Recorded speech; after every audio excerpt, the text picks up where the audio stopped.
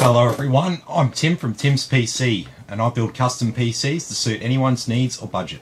Also live stream my builds and repairs for transparency and educational purposes. So if you would like to get an awesome new PC, you'd like to see it get put together live, send me a message today. Alright, so we've got a nice one on tonight. So a Ryzen 5950X with RTX or a better combination for your gaming PC, productivity PC, whatever it is. This is a do anything kind of PC, except for really high-end workloads, of course. But realistically, for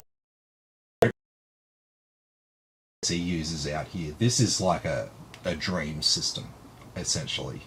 You know, you can't really ask for much more than this. RTX 3080, okay. Some people ask, so what's the difference between RTX 3080, RTX 3090, RTX 3080 Ti? Graphics cards, all three of those names are related to a single GPU. So a GPU is not this graphics card. There is a GPU on the graphics card, but the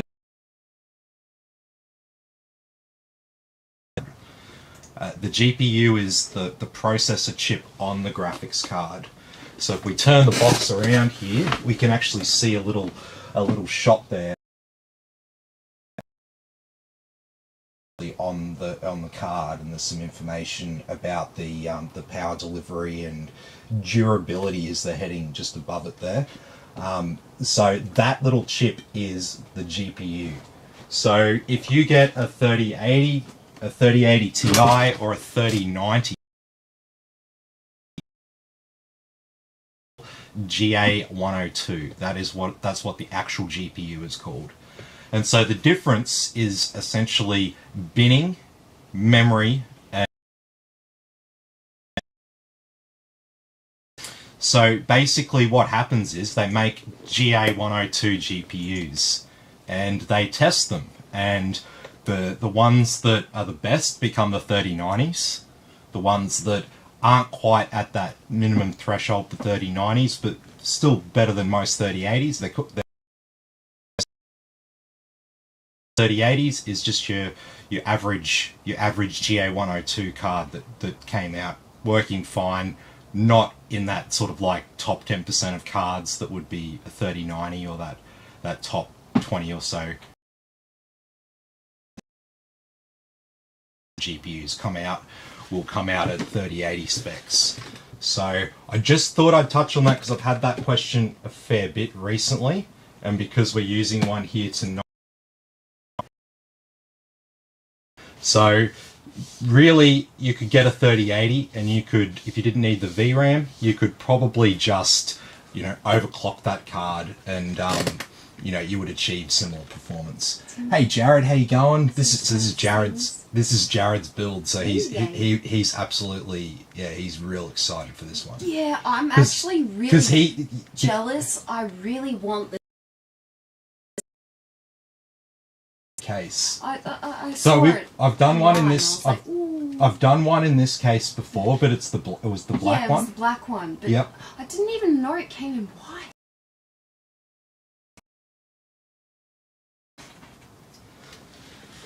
No, so Jarod had to wait a couple of extra days for his build because essentially, like, we had to get this case in from down at PC Case Gear. So had to order one in, but that's fine. That's what we do. John says hello. John's here and Corey's here. Hey guys, how you going? Good to have you with us. About our GA102 based graphics cards, and yeah, let's get started. So as I said, we have the Ryzen 9 5950X 16 core true powerhouse of our system. So we're pairing it all with a MSI B550 Gaming Edge Wi-Fi motherboard. unbox it. And James says another epic build incoming. Yes, absolutely. So we've got some Trident Z Neo memory here. What else we got? We've got NVMe SSD. Got a 2TB 7200 RPM WD Blue hard drive.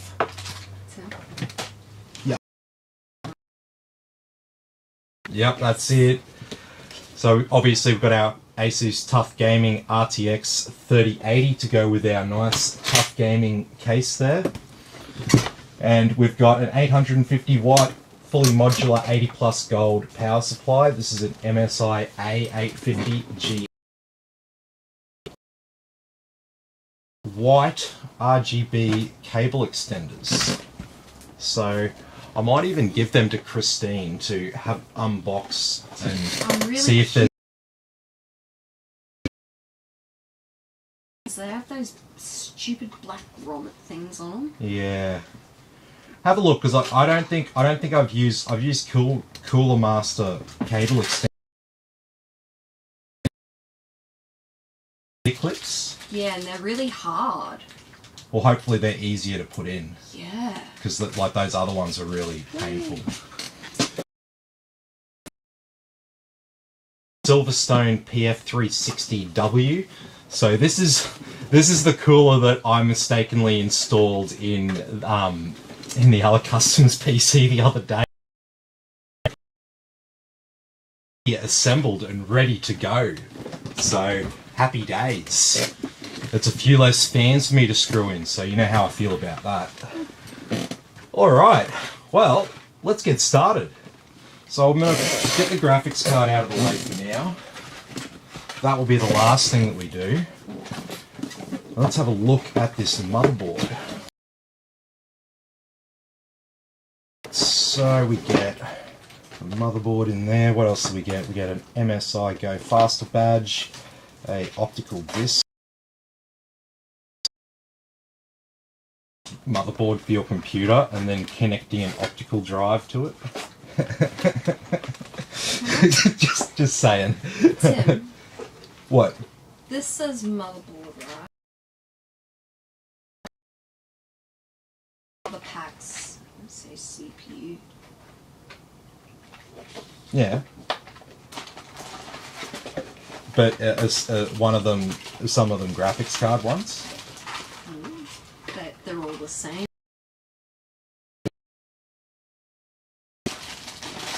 Get some SATA cables, Wi-Fi extensions, and a generic to Corsair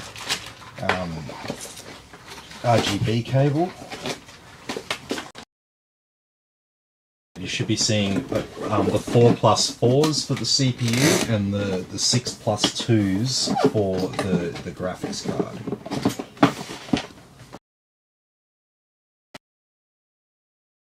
Let's have a look.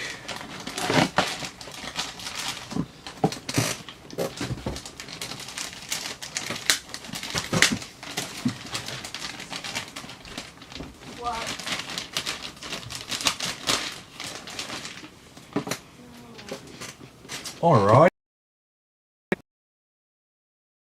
so starting at the top here we can see we've got some nice direct touch heatsinks, and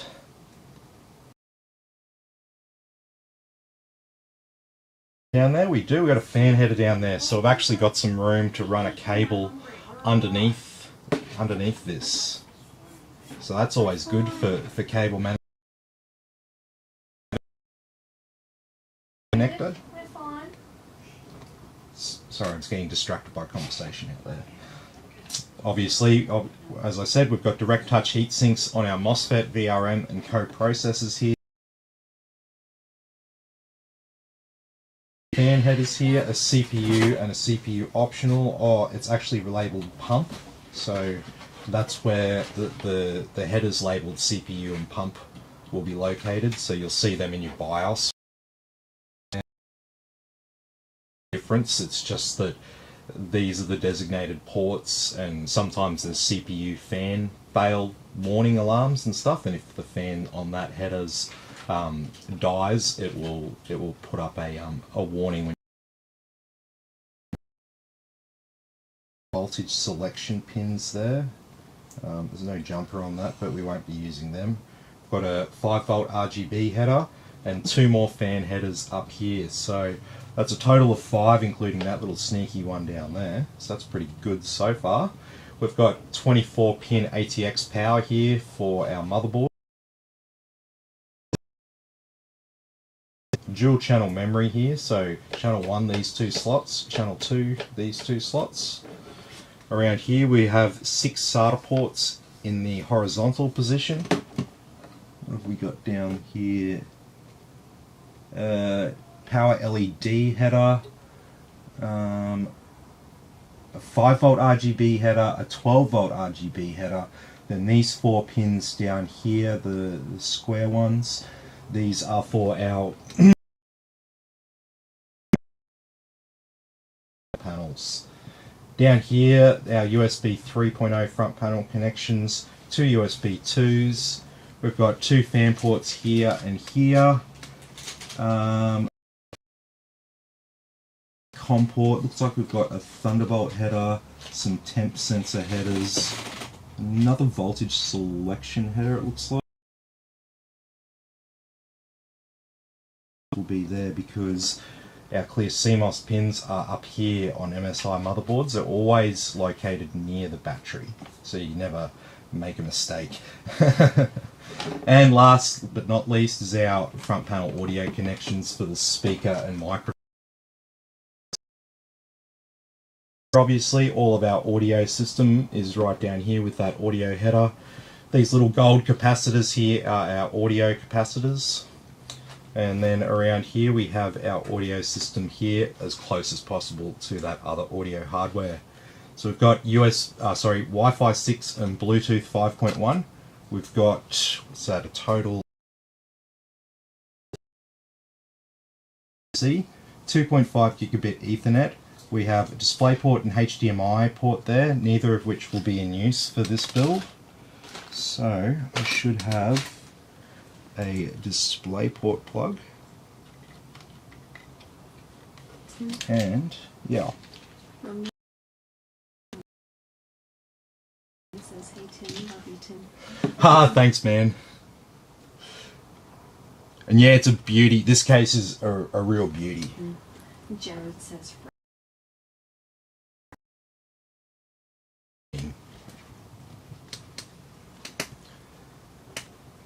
I feel like what cases are they? I don't even think who makes them. Anyway, forget that. Won't actually be in use with this CPU. That's only if you install a Ryzen CPU that ends in the letter G, then you'll have use of those display ports coming out of the motherboard there. If not, they won't be in use. So if you're trying to turn on your new PC for the first time and it's not turned on because it's a gaming PC and it's got a graphics card, the CPU probably doesn't have onboard graphics. how many CPU cables do you need and how many graphics cards? Need 2 or 3 graphics card. Alright, so the only stuff we haven't talked about is just this stuff in the center here. So this is our PCIe system. Earlier, we have this Trusted Platform Module header. So this is the TPM 2.0 header that people are talking about for Windows 11. And we've got 2 M2 slots here, so one up here and one down there. We've got a PCIe X16 slot. X8 slot, which is good. It's not an X4, it's actually an X8, so that's a good thing if you wanted to run dual 3090s or something. And that's pretty much it. There's nothing else really to talk about down there. We spoke about the battery and the clear CMOS header, and obviously under here, under this heatsink, this is where our B550. Well, that brings you up to speed on the main features of this motherboard, so let's get started. So I'll just start with the first thing that I grab, which happens to be the M2 drive. I've got to give it to whoever made Cooler Master, these are easier to do. The cables are thicker, and you don't have to force them as hard. Yeah, that's good. Okay, so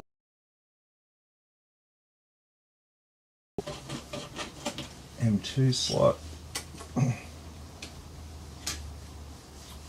Alright, so here's our 1TB SSD, and we'll just slot that in just down there.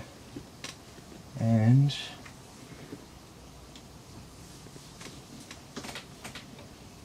I don't have a screw for that.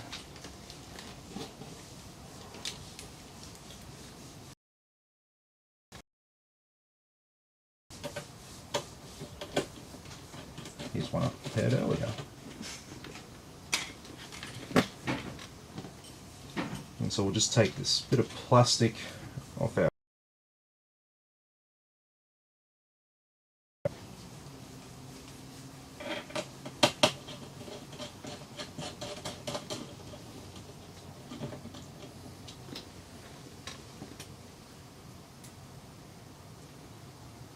and we'll put that last screw in.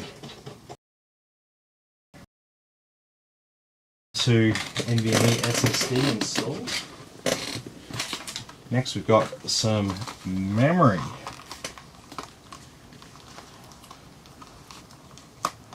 And so you always see the memory slots located up next to the CPU because the two are just like joined at the hip essentially. You can't turn on a computer without at least one stick of memory installed.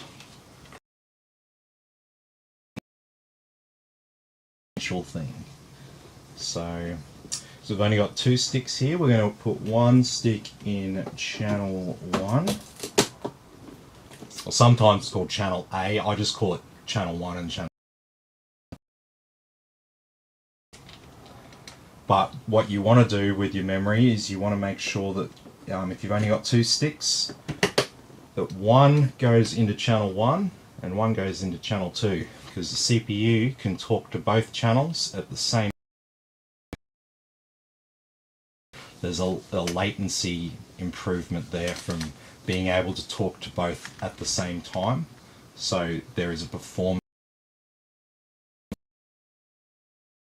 Will actually come up with a warning to tell you that you don't have the memory in the right slots and that there will be a performance impact as a result. So alright, so next we've got our Ryzen 5950X. So this is a tray only CPU, so they don't include a cooler with this because if you're buying a Ryzen 9, they're assuming that you most certainly do have a cooler to go with this. Yeah. Hey Tapiri, how you going, man? Good to have you here. Just dropped in nice and easy. Sweet as. Well, I guess because it didn't have a cooler, it's all ready to switch on now. Hang on. I've only just almost cooler on it. I was just being silly. Good.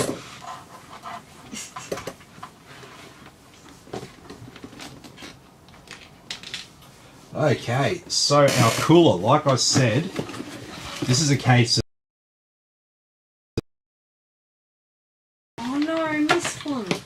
so you can see live video footage of me installing this cooler in the person's PC and then yeah, you can also see footage of me shamefully removing the wrong cooler from the PC, putting the right cooler back in, and back in the box.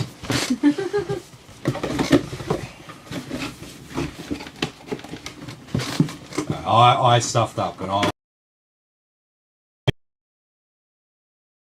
concessions there. So here's my concessions. There were two white Lian Li PCs. They were both configurations, slightly different. So one we're building tomorrow night, and that has a Silverstone PF 360W all-in-one liquid cooler.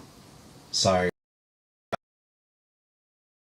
same case, same kind of style. I've just picked up. I saw the Lian Li cooler there, but it's in a box that has a black. And I've gone, yeah, I know that this one's got like all white parts. So I've just grabbed this, gone and installed it. You right? It's on there. I can't move them, but it's on there.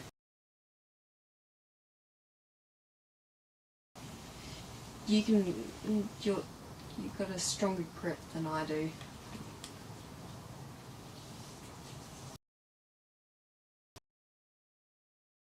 They're on there. They're really on. But that's what you want.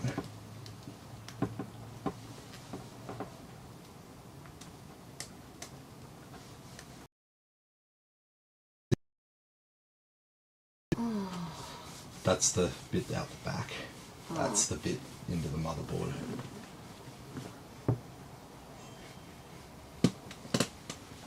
I'm sorry. You're giving it back to me? Yeah, I'm sorry. Oh. I'm sorry. I don't want it back. I'm sorry, babe.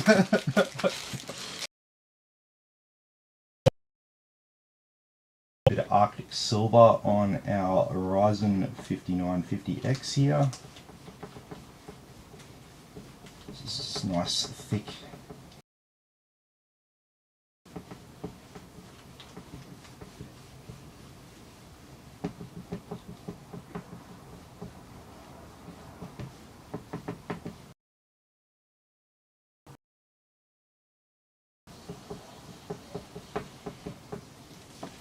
And no, that wasn't me putting an absolute shit ton of thermal paste on. It was just a very, very thin, coordinated little pattern that I draw on the CPUs. I find that in general that works pretty good. So got everything positioned.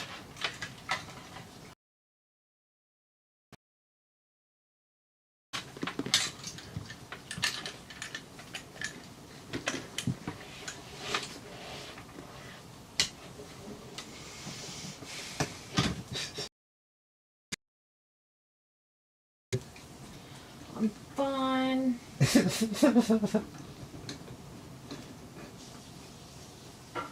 She's kind of fine. She does have a glass of wine though. She's got no excuses.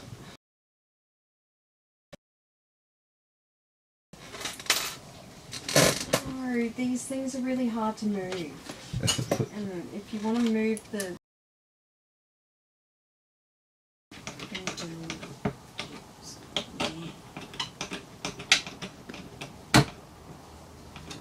There we go. One mounted cooler. Alright, so that is our board and cooler prep. So now we can turn our attention to...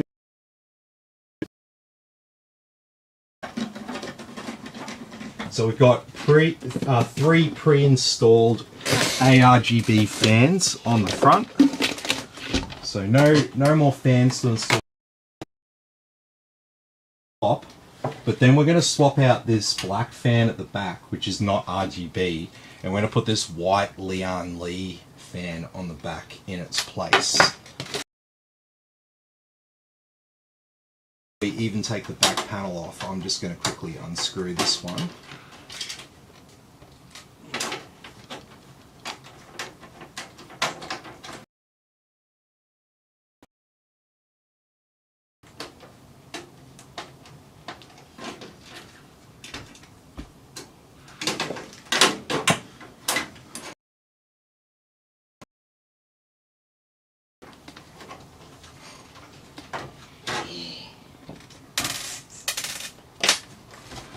Okay, and then around the back it's the same style panel.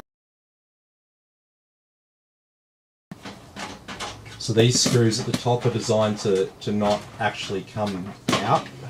They're meant to stay in, so don't keep trying to unscrew them. Okay, and so around the back here is plenty of room for cable management. You don't even really have to try. Alright, so we've got a TUF Gaming 140 fan.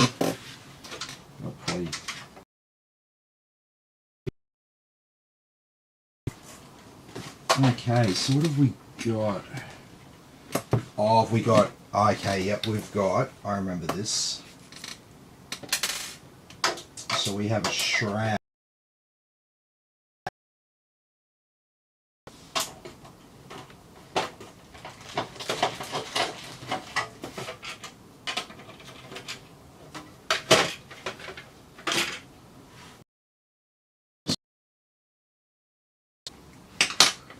And then we can put our power supply in.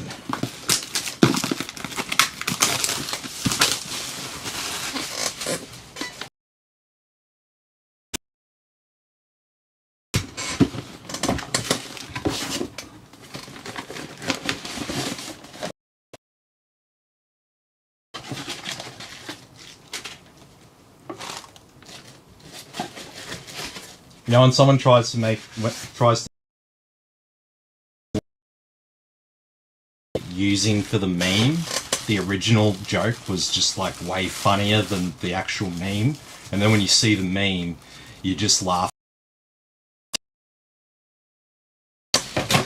So it's kind of like a failed meme, but it also didn't fail at the same time if the point was to make people laugh. People are like, what the fuck are you talking about?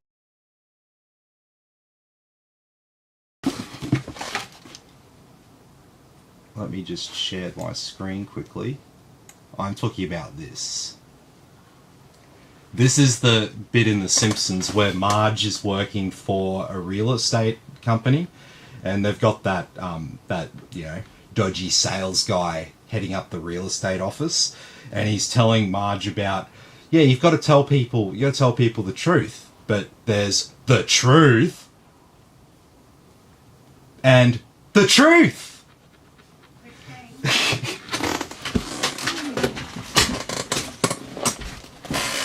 Just tell her to fuck off, she's drunk. Mother-in-law's pissing off my wife.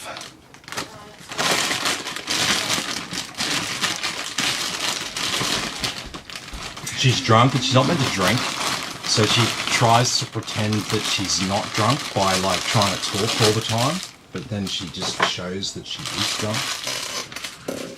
Do something.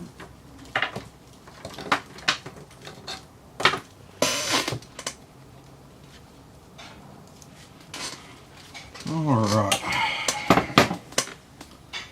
So we've got to get all of our cables plugged in, so we'll start with the one that we definitely need, which is our motherboard ATX power.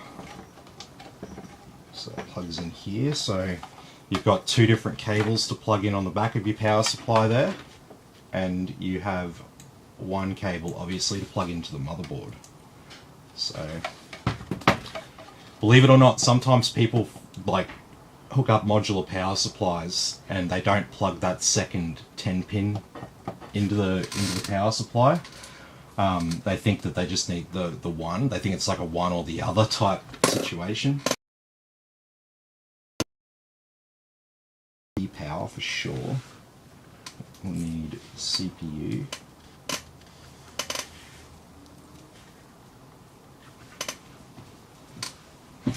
We only need one CPU power.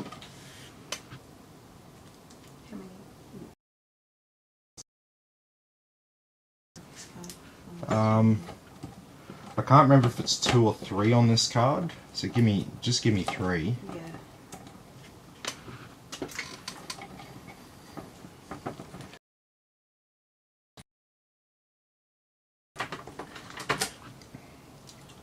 Another PCIe.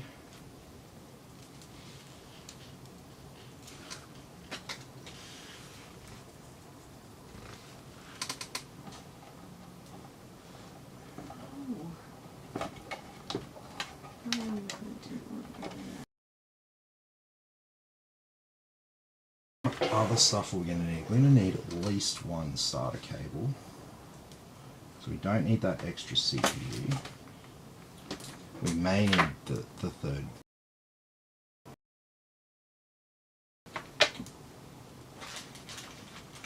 May need the third VGA. And so you definitely make sure you get all this.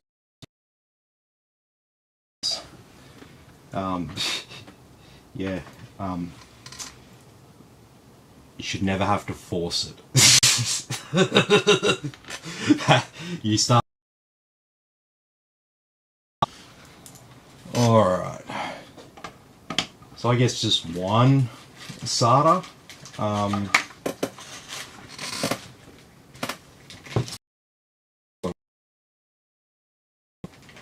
I'll power the pump DC. So I'll put one Molex in. Alrighty, and that leaves us with 3 cables that we don't really need. But what we'll do... Oh no! You did it again.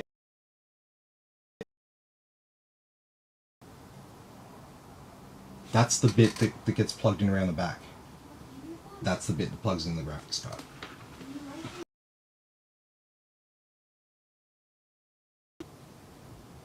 Yeah, that's the CPU one. That's fine. Yep. That's fine? Yep. It's fine.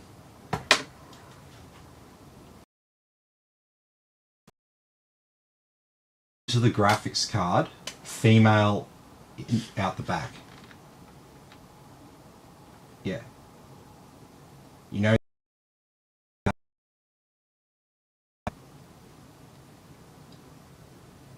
the female ones look like the graphics, what you plug into the graphics card.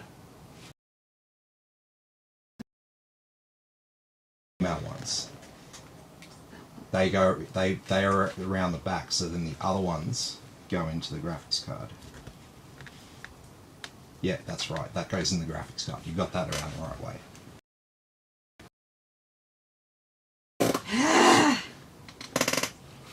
Alright, so what I'll do... At least I didn't get too far with this one.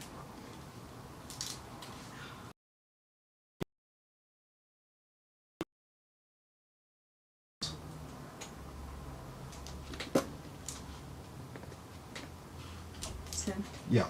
Nick says evening. Hey Nick, how you going? I didn't stuff up the name then?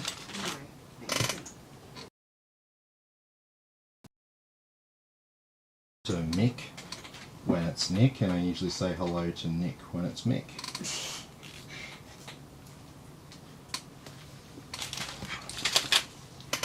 Okay. Alright, so we've got a stash of cables that we paste because that makes sense, right? And then we've got all these cables that we do need. We won't need every single plug that's coming off the back here, but face down. Just put that away for a second.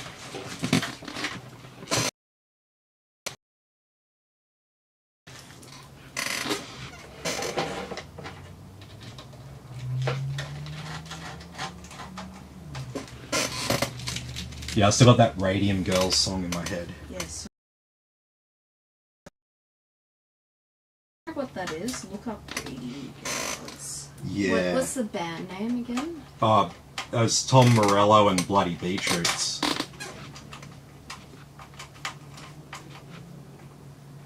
But yeah. That is actually Radium Girls. Were women in the 1910s and 1920s that were they got known as the Radium Girls, and they were employed to paint radium paint onto the false. They were told that there was nothing wrong with it. No. It was totally safe. You can They were eat even it. told to lick the brushes Yep. that had the radium on Paint it. your nails So with it, yeah, like, paint your you know. nails with it because it gives you a nice glow. They used. Yeah, so they were known as the Radium Girls, and like all these women, obviously, the outcome wasn't too good.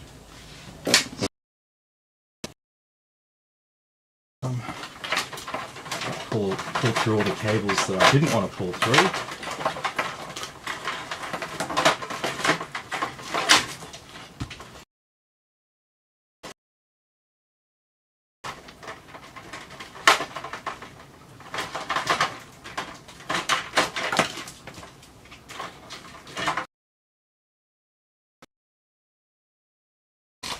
Okay, so we've got all the power cables around the back there. We've got a 3.5-inch drive here. Yes, we do. Let us install our 3.5-inch drive. And so, let me just turn it around so everyone can see. So these things here. So I just had a random thought.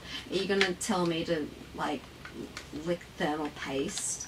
And, like, you know, it's good for me. It'll make you cool, babe. Well, that's actually that's pretty fucked that's up. legit, man, and like Yeah. they all died pretty much. Laugh my ass off. Earn me your keep. Love the teamwork.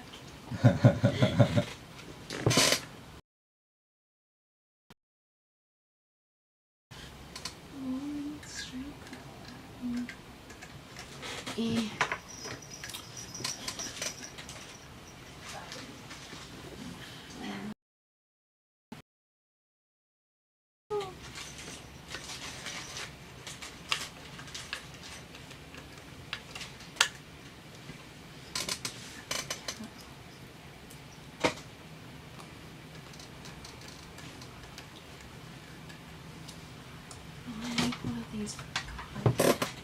Oh no, don't put that on the wrong way.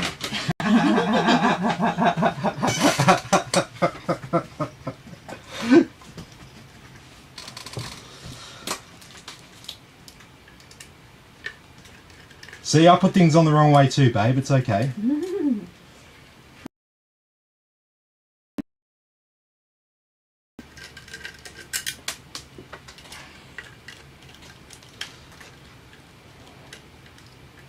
Yeah, I think family condoms put us on the wrong way a little bit, then put us on the right way.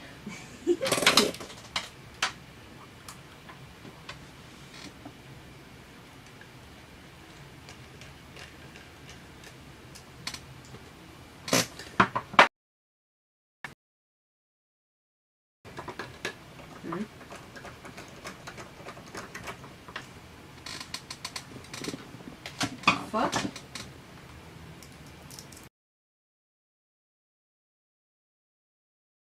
They've given me a really they fucked up.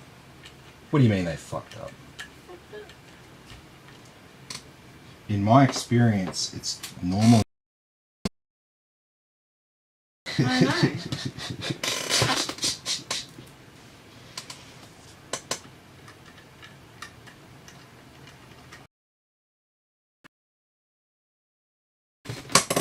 Okay. No, it's not me. It's them. The little grommetinies only got like.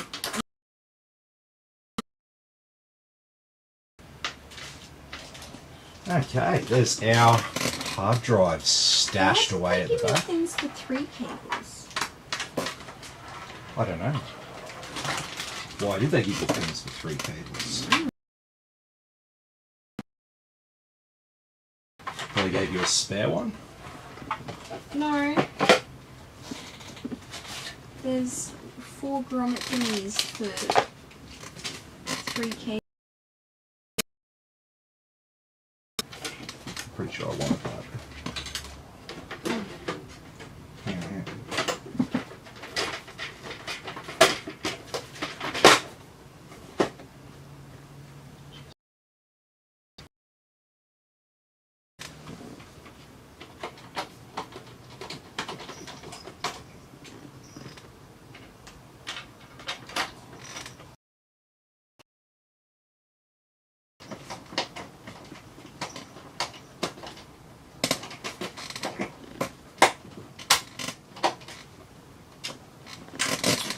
After learning about the radium girls, I sort of wanted an actual like watch that did have the radium hands on them on it, because see the thing about radium alpha particles, and if you don't know what alpha particles are kind of, it's essentially helium. Essentially, it doesn't penetrate the skin, so not too bad to be around of it all the time, every day. But if it's around you, the radiation won't penetrate. This is because they were told to lick the brushes to get the fine points on the hands without damaging or making a mistake. So they were body where the decay can actually do a bit of damage there. So that was why it was so bad for them, because you've got people like Mary Curie who you know, she worked with radium for long periods of time, and it did get her in the end, but she lasted quite a while being exposed to it and stuff like that. She understood, unlike other people who were handling it, she actually understood what she was handling, and she. What am I meant to do? That.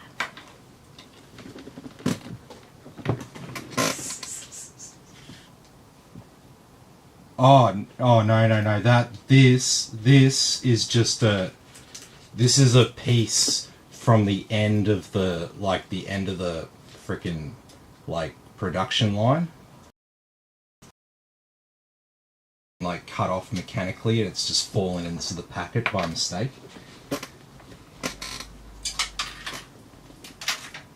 Alright, let's run these cables out the back. They've given you the wrong size, like, grommets. What do you mean you've given me the wrong size grommets? These ones fit 3 cables, the rest of them fit 4. Like, wide. Well, that's actually good, okay? Because usually they give you the SATA cables. Who's running SATA cables to anything anymore? Like SATA power cables. Who's going to see that? Unless you're coming straight out of a power supply and you want the look of cables coming out of a power supply. Yeah, I don't know. Alright, so we've got our case prepped here for our board, so we can go ahead. Top and oh yep, because we're screwing in. Put that down there for now. And so what have we got? The standard size motherboard. We have really shit stream quality tonight, Tim. Yeah. Like really shit. Really shit. Whenever I got a good one on, it's shit.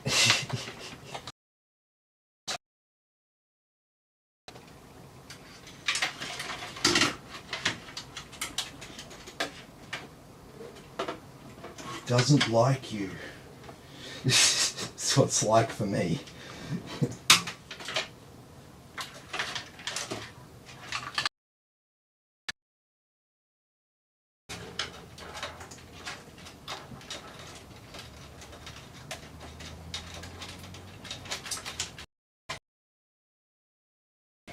Alright, that's there.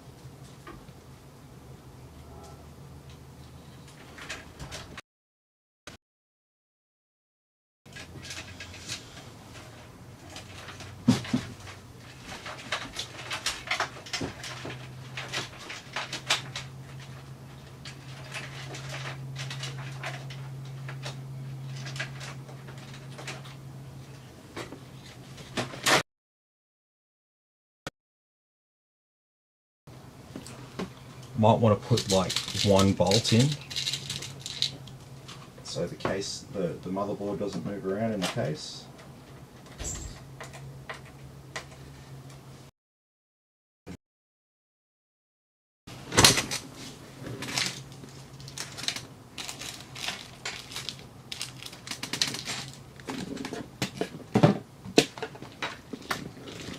Okay, so we need some of these bolts here.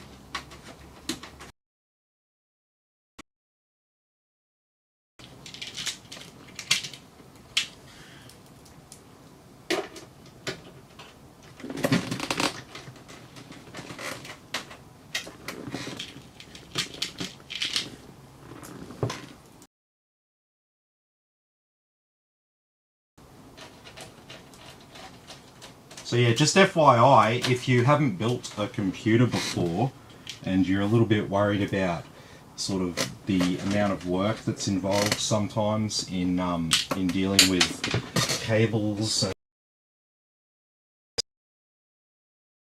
actually a really good case to do your first build in. And so the reason why is you don't have to, you're not going to get sidetracked by not having enough room as you put this together. This is and so unless you do something stupid like what I've done, where I've gotten some of the cables wedged between this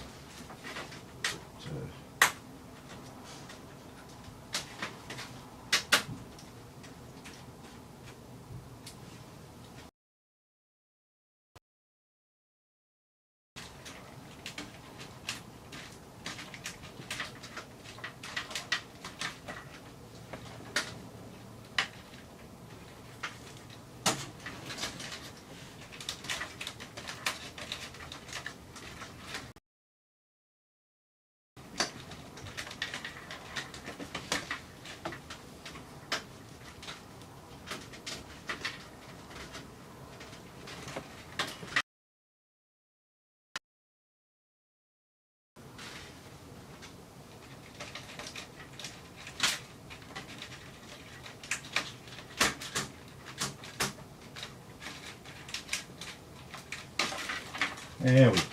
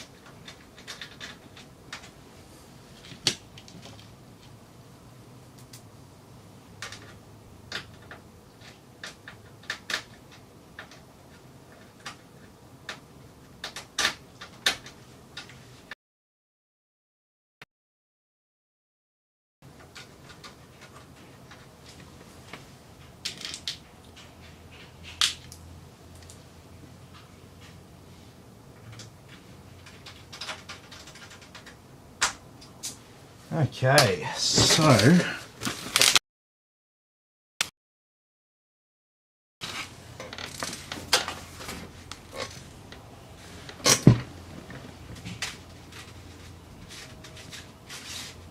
very nice. Filter for the front there. And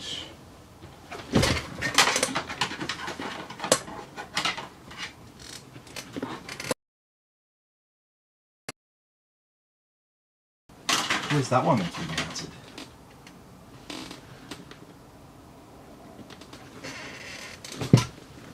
It's not an alternative for that. No.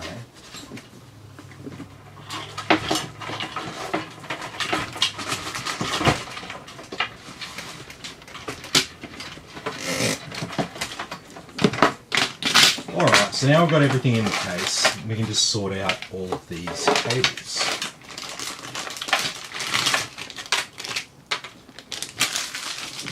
Oh, guys, you shouldn't have.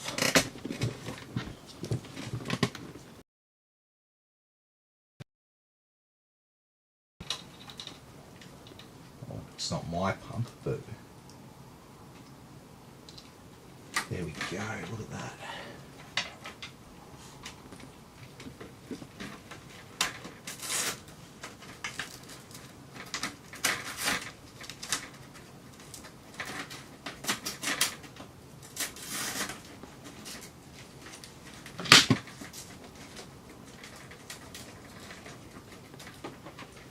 Keep that one separate from everything else.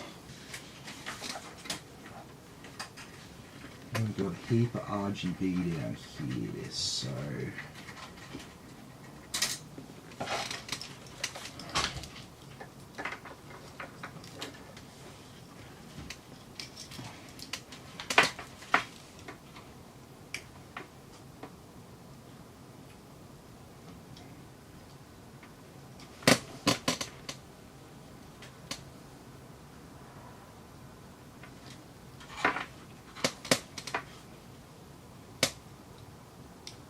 oh, this is 12 volt RGB, this one, so we won't use that controller and we won't use that daisy chain. And what have we got here? We've got a fan. Okay. So where did I see some 12 volt? 12 volt was in a weird spot.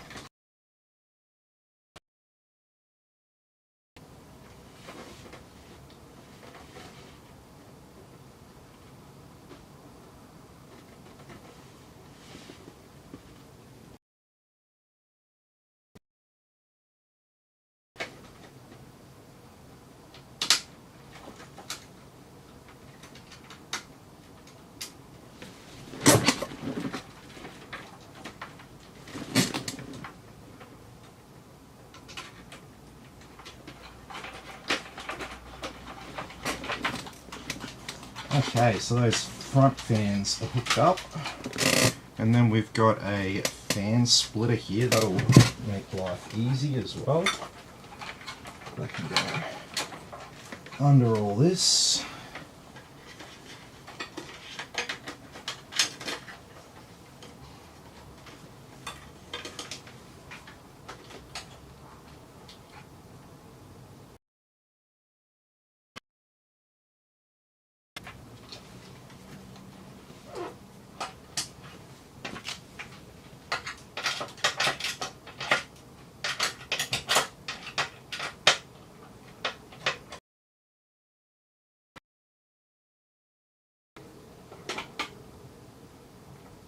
No.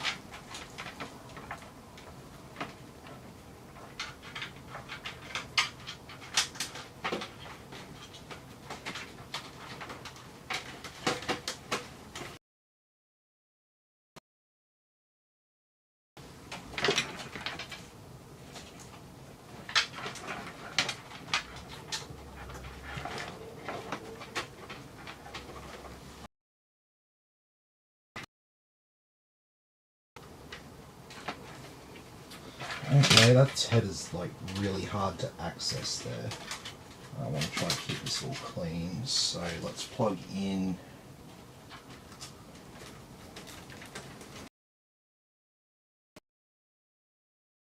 up here.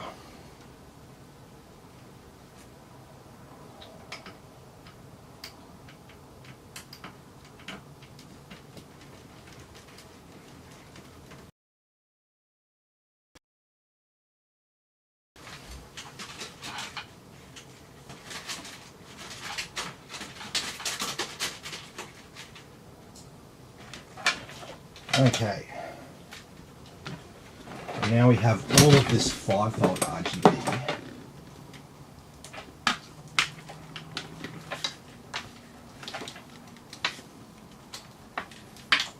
Up, so they don't come out as easily.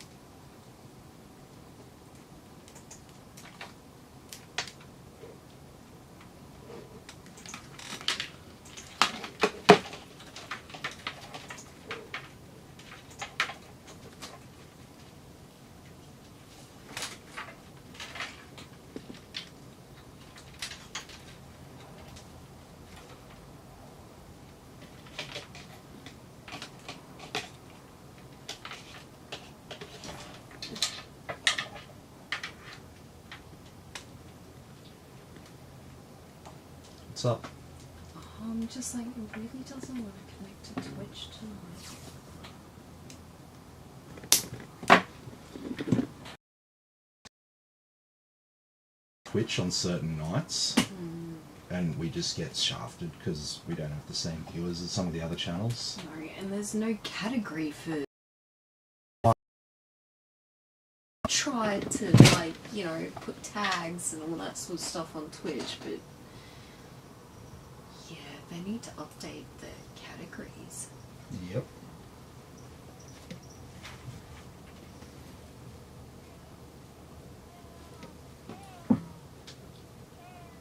Little ones are important. Yeah, I know.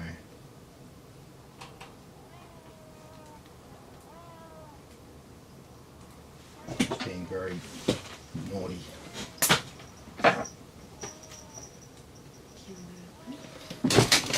There's all shit in the way.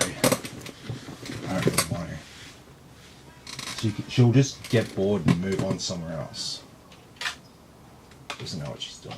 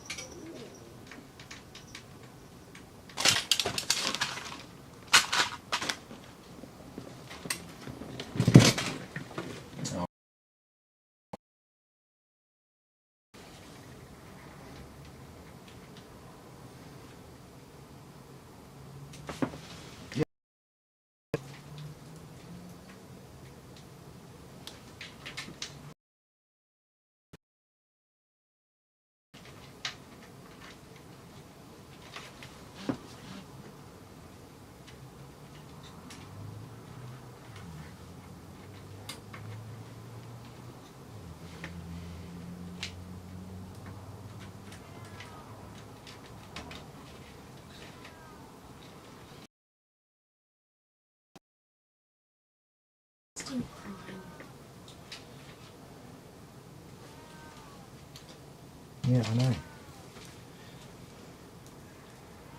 Oh, for fuck's sake! Why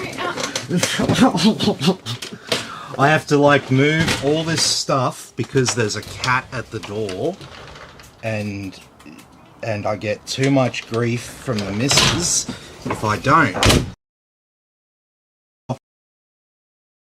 That has like a memory span of about 3 seconds. She doesn't know what she's doing.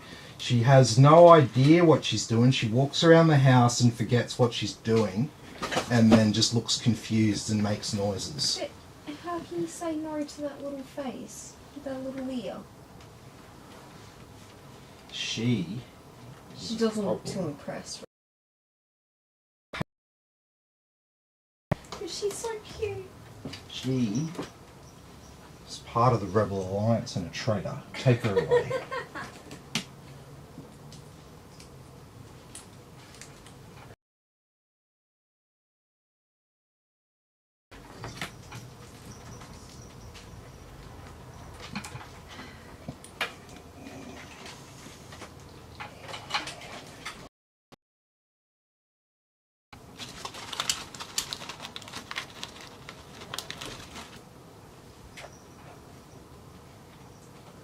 Tie down these SATA and Molex cables. We don't really need.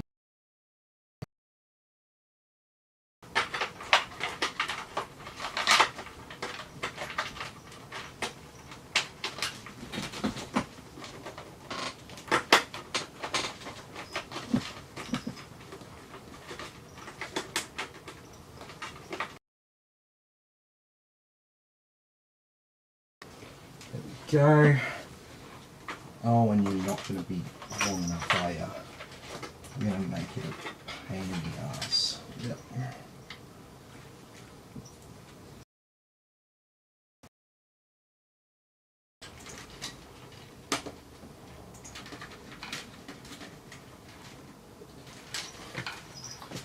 Okay. And then where does that leave everyone else?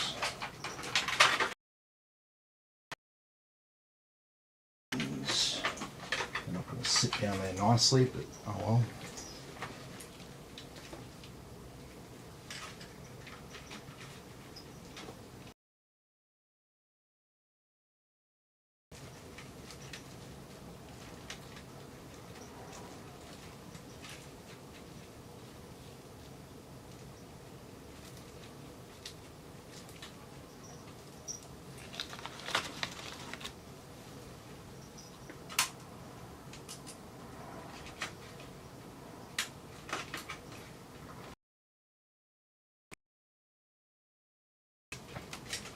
Ugh.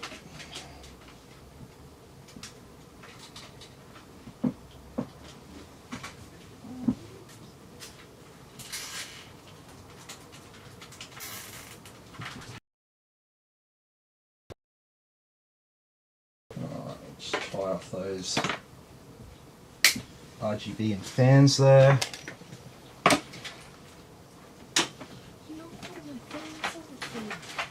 Yeah, I know.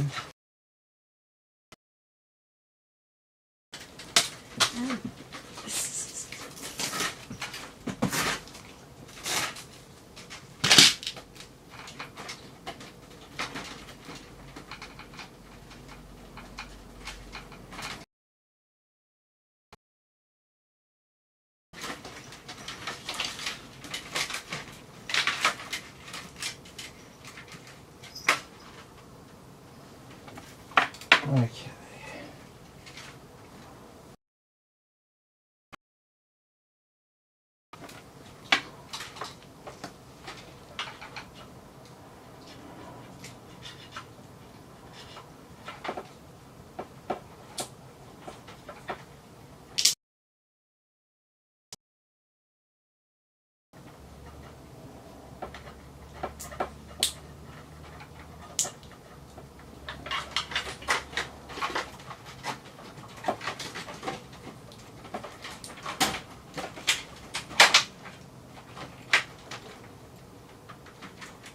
There we go. So I'll plug in SATA cable.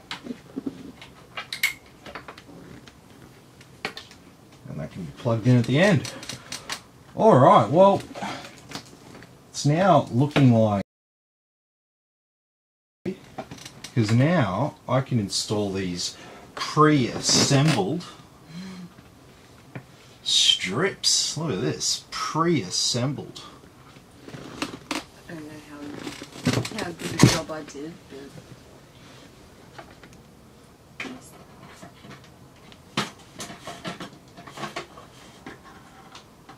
they don't like to bend. That's okay.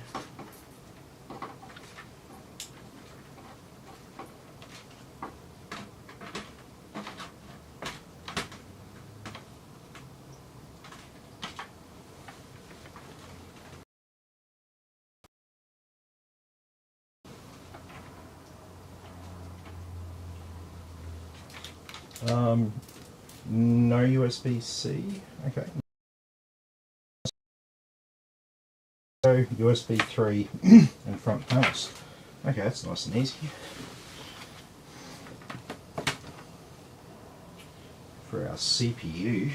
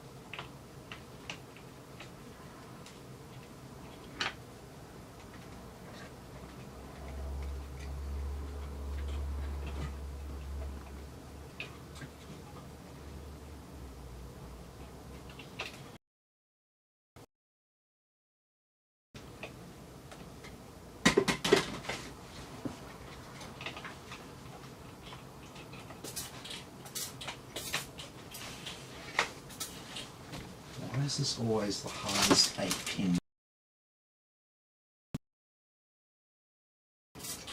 Finally.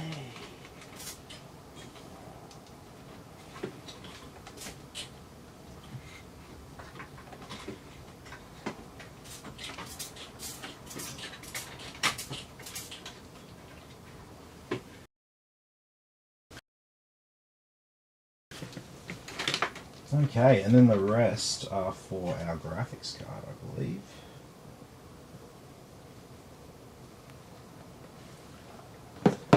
Eight pin, 6+2, 6+2.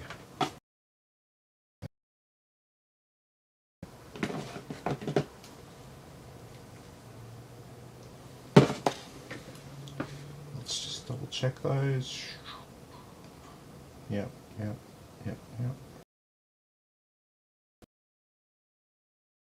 Same pin out.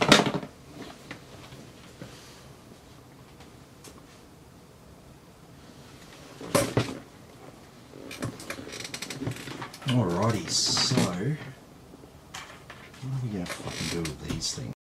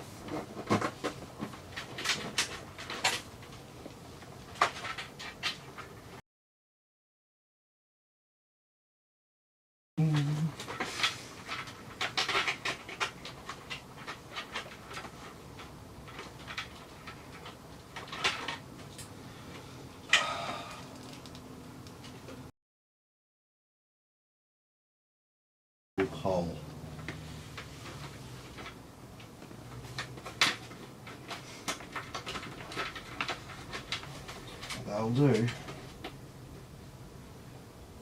Let's make that look good.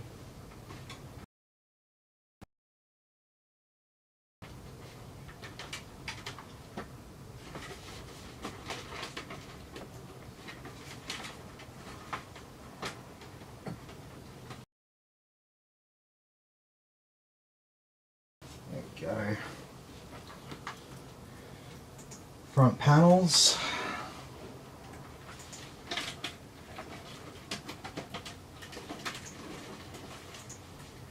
Power switch and power.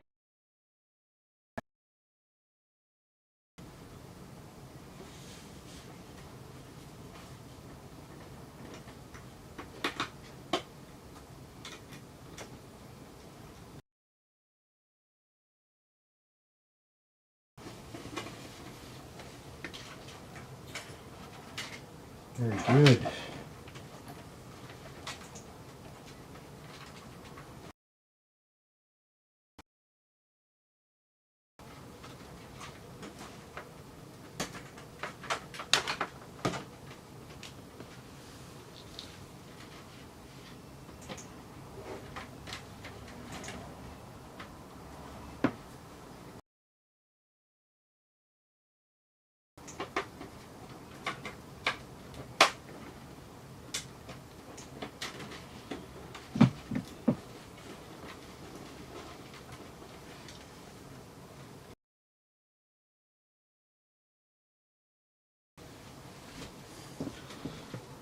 Not much else we can do with that USB 3.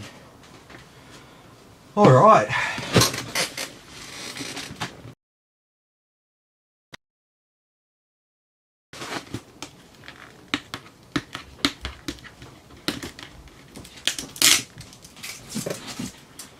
So we've got our Asus TUF gaming.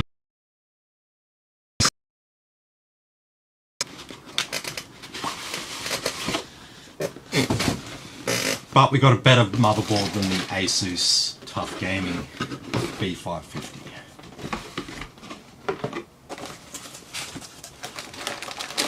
Alrighty.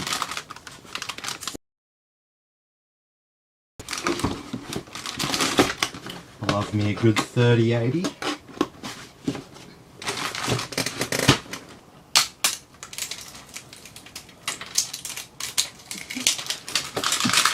Really.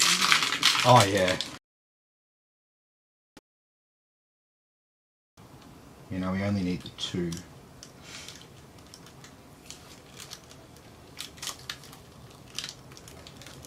Christine's like, fuck, did 3.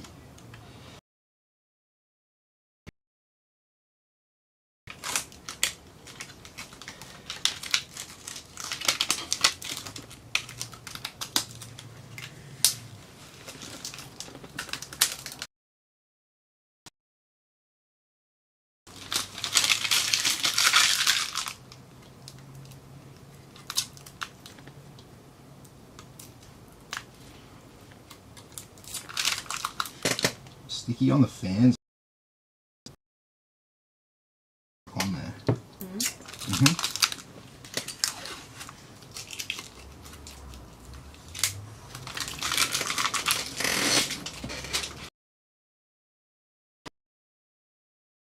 I'd buy 2 8-pin connectors. And so we're going to slot that in. 2 and 3. So we'll go ahead and remove them.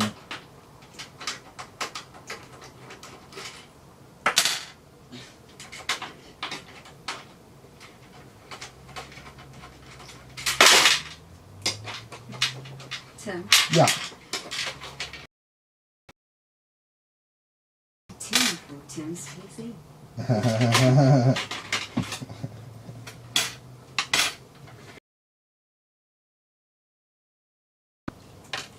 Alrighty, let's slot in our graphics card and get rid of these plugs because all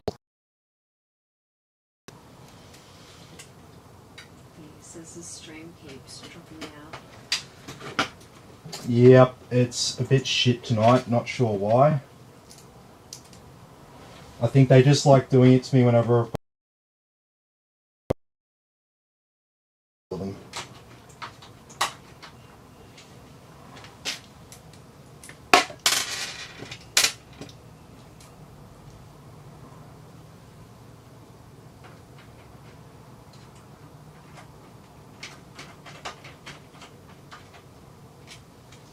Okay. So we've got our power cable over there. So what do we do for our graphics card?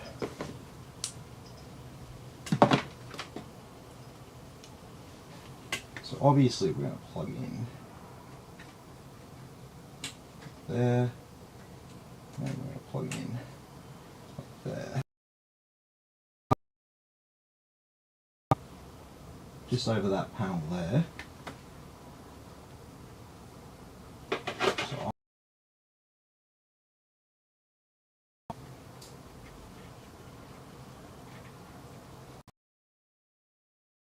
we can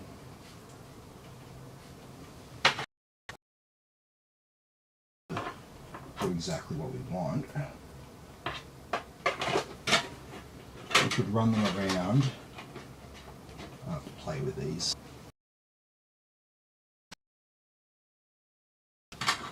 And plug them in. Oh, but you're sort of covering it up more there. Well, what about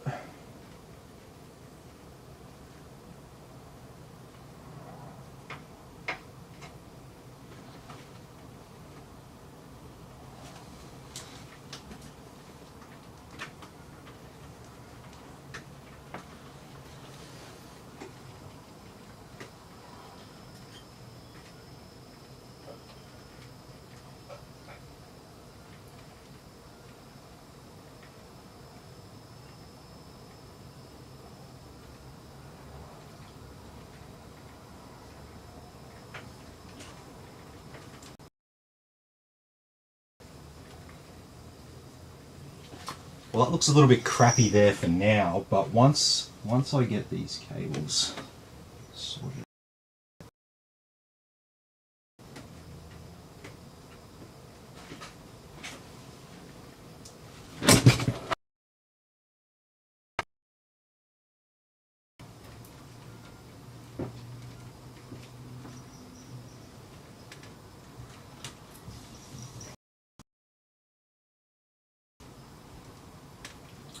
Actually, I'm not going to waste any more time on that tonight. That seems like a tomorrow morning job. But what I'll be doing is just neatening those cables up so that they're nice and straight.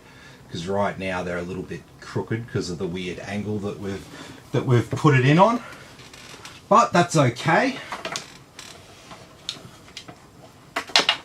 because it's not going to stop us tonight. And so now I can plug in motherboard. Oh.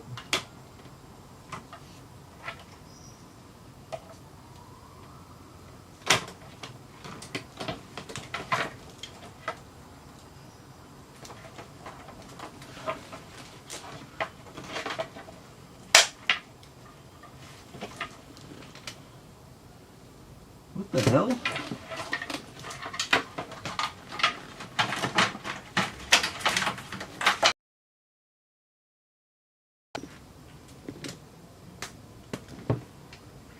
Could have sworn I plugged in CPU power.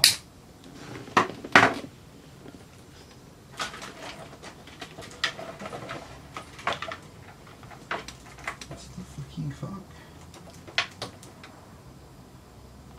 They ain't CPU power. The CPU power.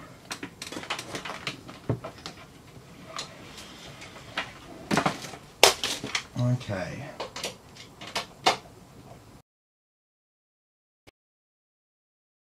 Oh no, it's okay.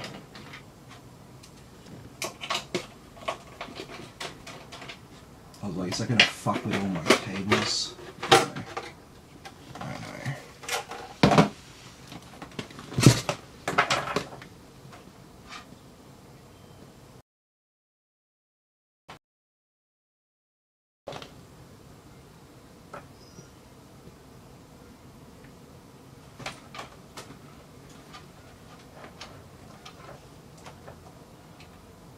I think I seriously like looked at it and didn't install it.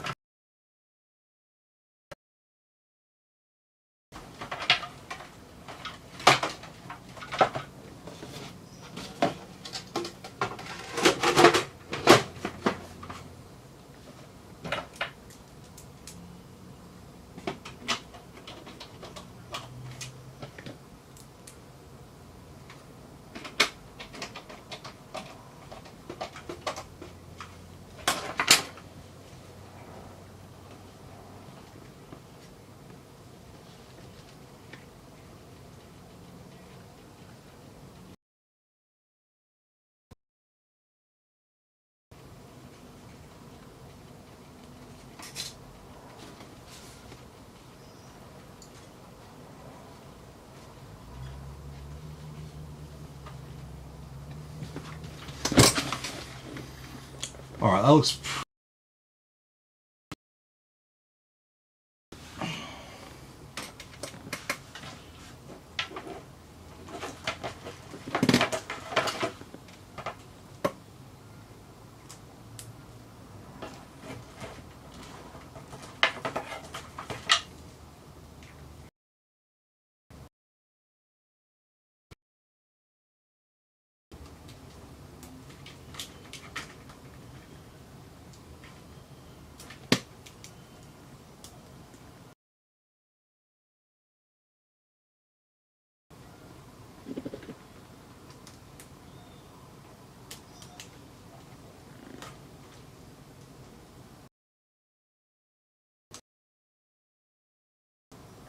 Ah, I see what I did. They've got PCIe cables that don't have the two connectors on them, so they look like CPU power cables. So I thought I plugged the CPU power cable in, but it was an extra graphics card power cable.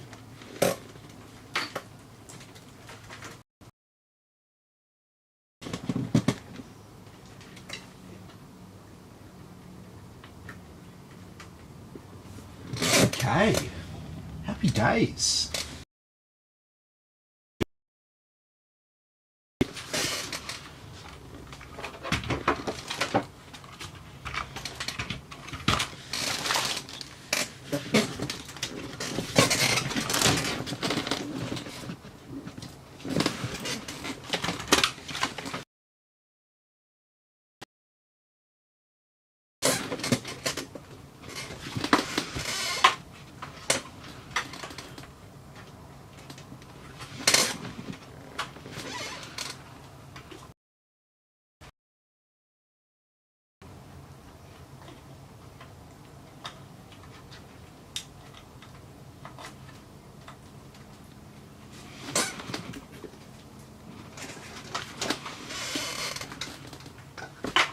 Oh, I won't plug that in yet.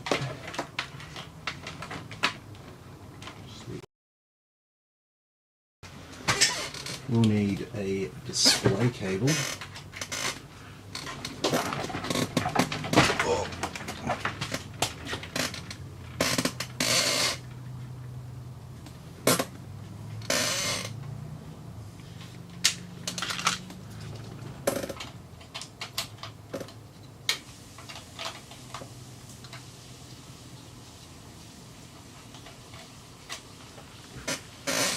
Okay.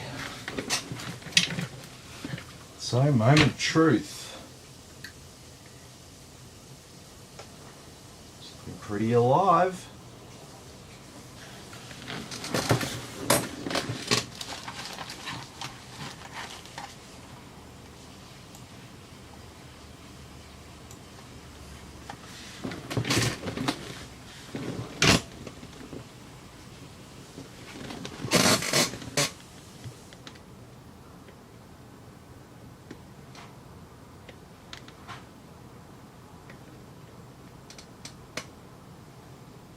What are we sitting on there? CPU.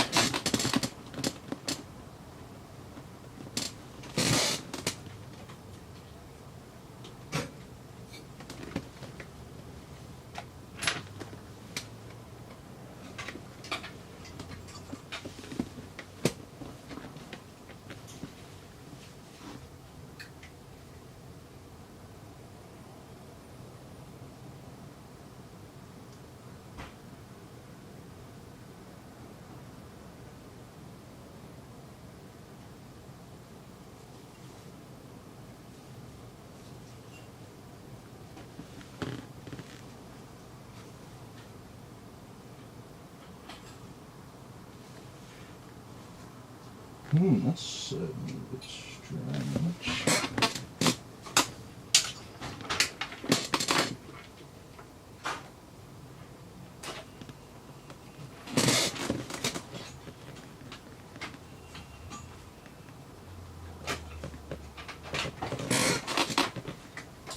Let's just take that cable out.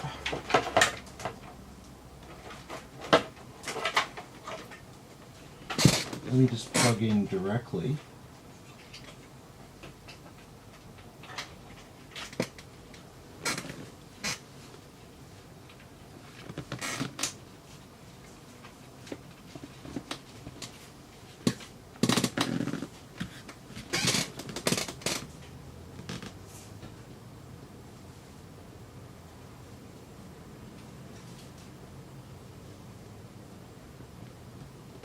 No.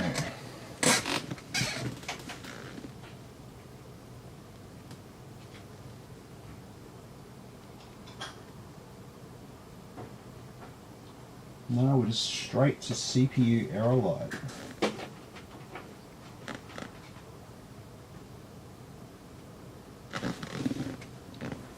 Okay.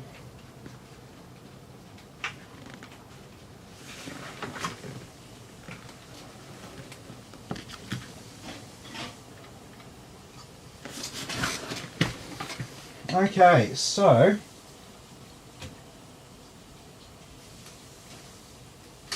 we're going to reseat our memory. So I know we have a CPU fan error light. Sorry, not a fan error. A CPU error light. But like I was saying earlier, the CPU and the memory are kind of two parts of the same system. And statistically, memory will have a problem more so than CPU. But we're straight to that CPU error light.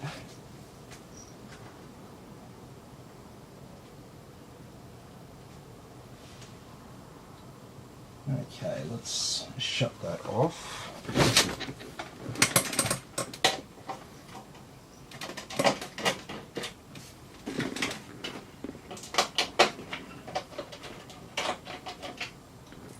I'm going to open up the bottom again.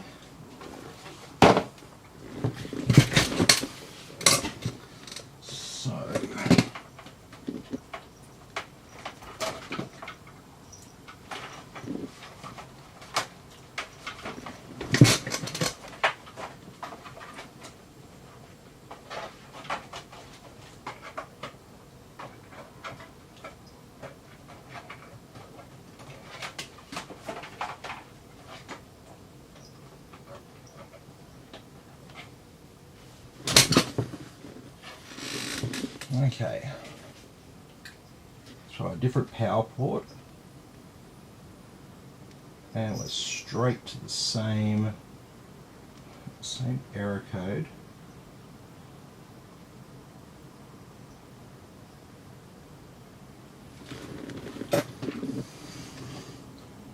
And just to be thorough, let's clear CMOS.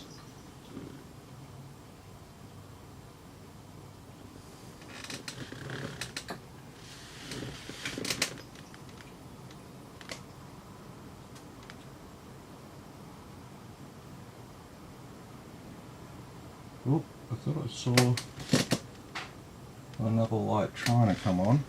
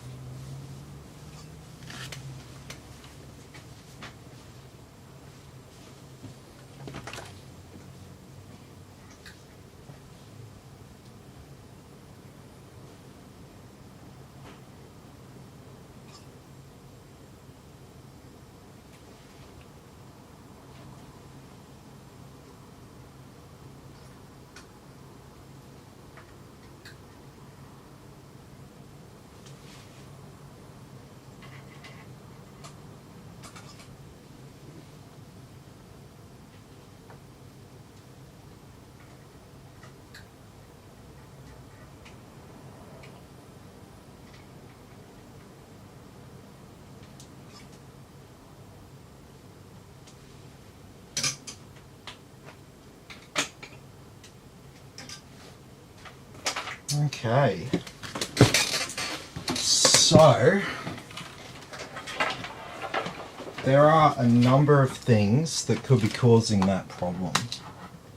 And I've forgotten to put a couple of screws in here, so let me just fix that up quickly. Or maybe I shouldn't, because it could be the motherboard that's bad.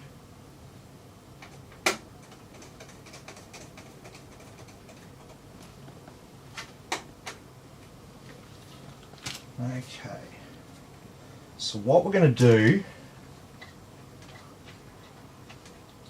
is we're going to remove our cooler.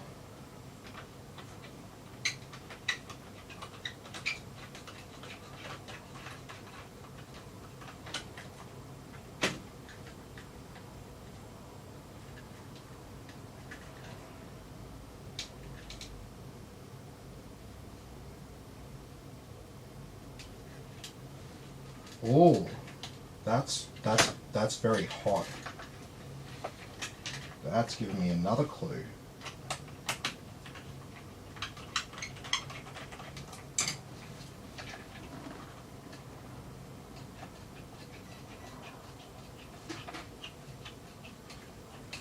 Let's just put that back on.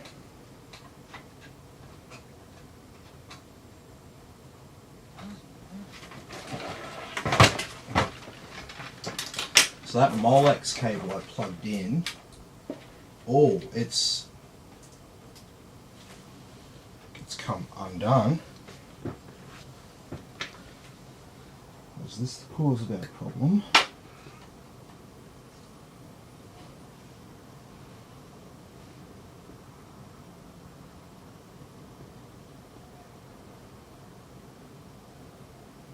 No, it doesn't look like it.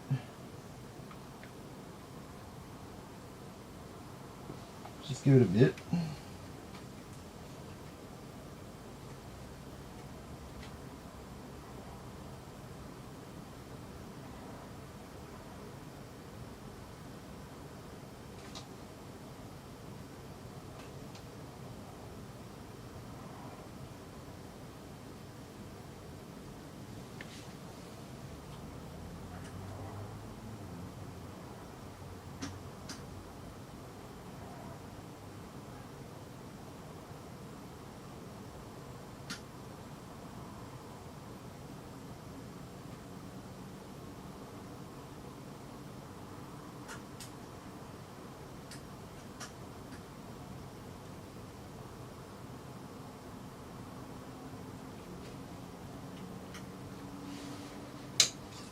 Okay.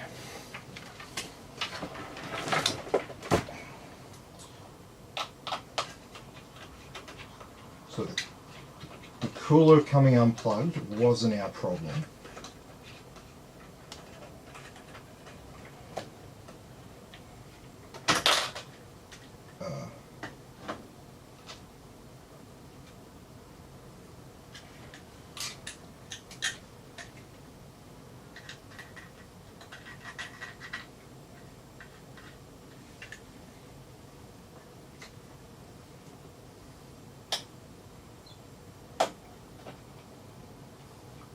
As you can see, that pattern that I put on the CPU covers it nicely in a nice thin layer of paste.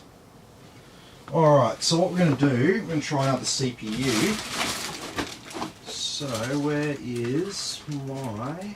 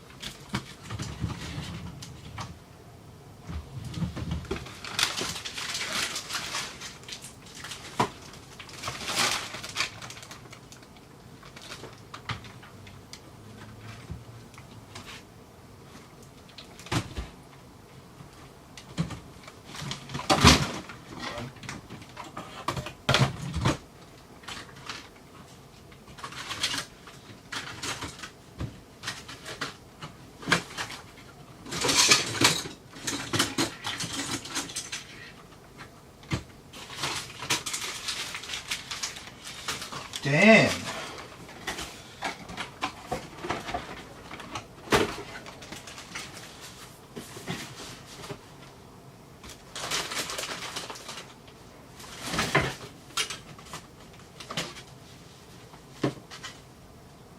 Aha!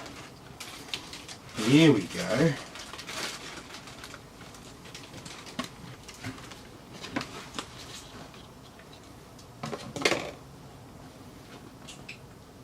Alrighty, so let's see what we see.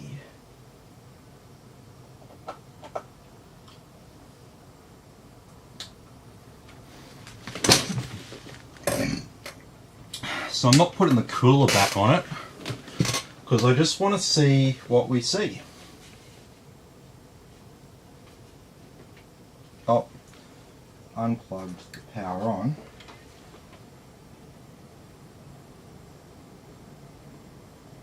So we're getting the same symptoms.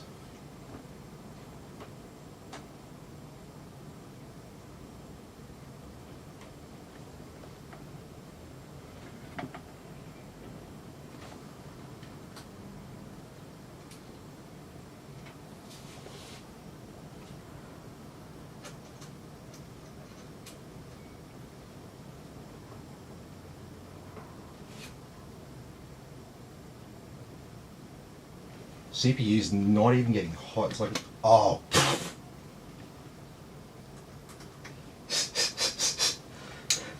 I touched the CPU and I'm like, the CPU's not even getting hot. It's because the power cable's not plugged in. It was plugged in before. I'm not that stupid.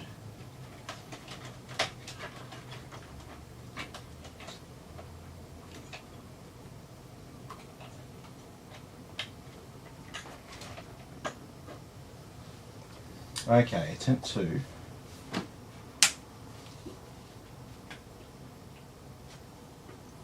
Oh, a memory of fish here, right here. Okay, show me some activity.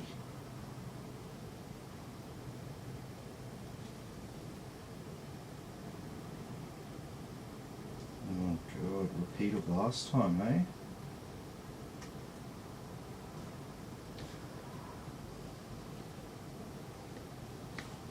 Bad board.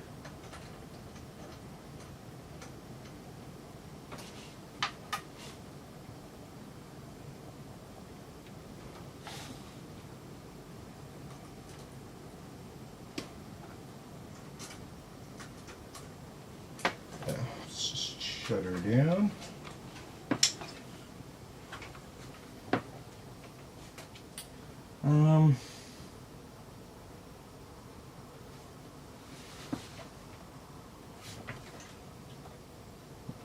Yeah, so the CPU got warm then.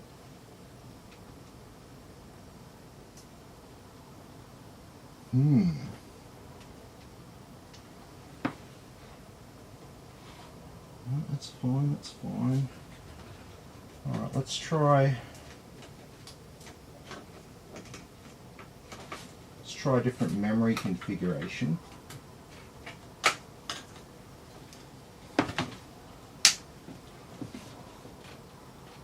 Oh, I really should just plug the power cable back in, so I stopped doing that.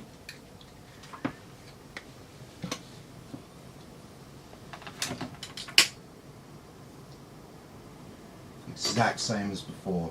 It like skips and then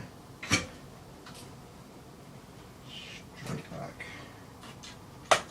And let's just do one last thing. So I'm taking all the memory sticks out this time.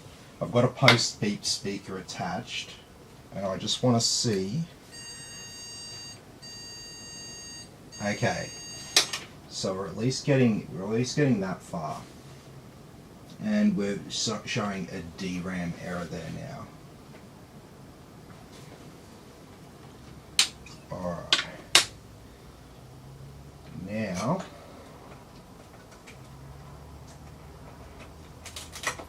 plug in a single stick into slot 1 channel 1.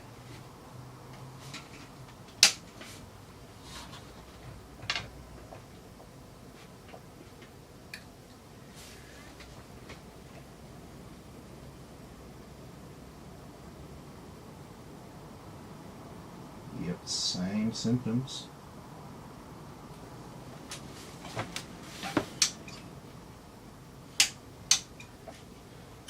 Okay. Let's try a different dim. Let's try this one over here. Same slot, different stick.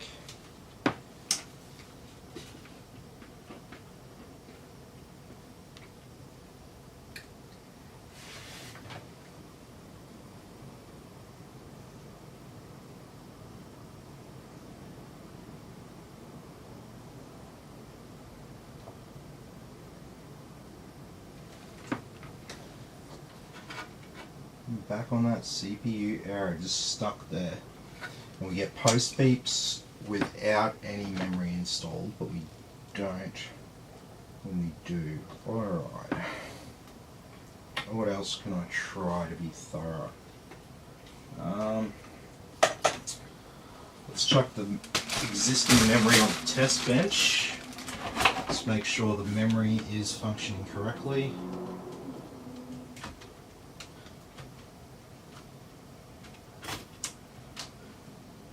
I've got these red Adata DIMMs at the moment on the test bench.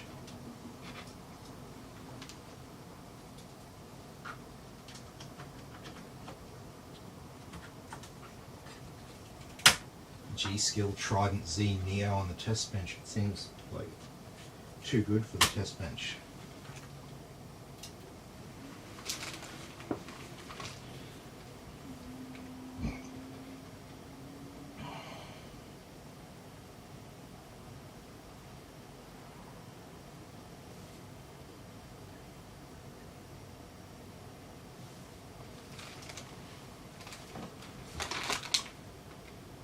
Where's my screwdriver?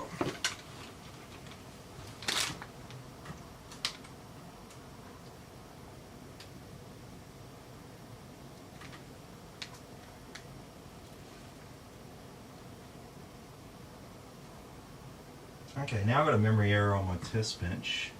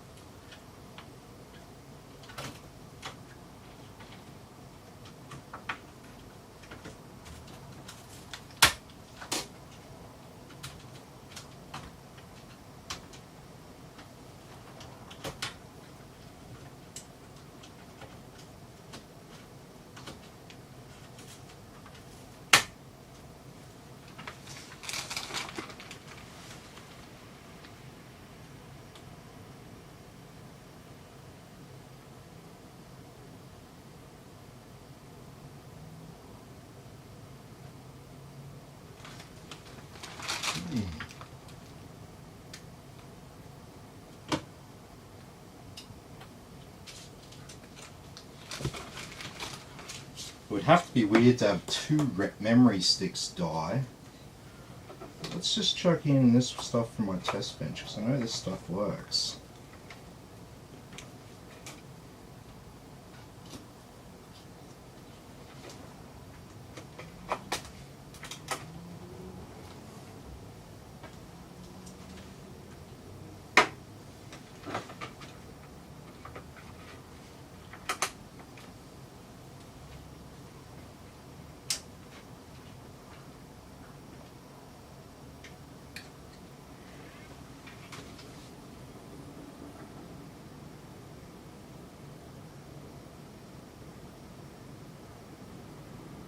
Not same. It's doing the same thing. Oh, we got a post. Damn, son.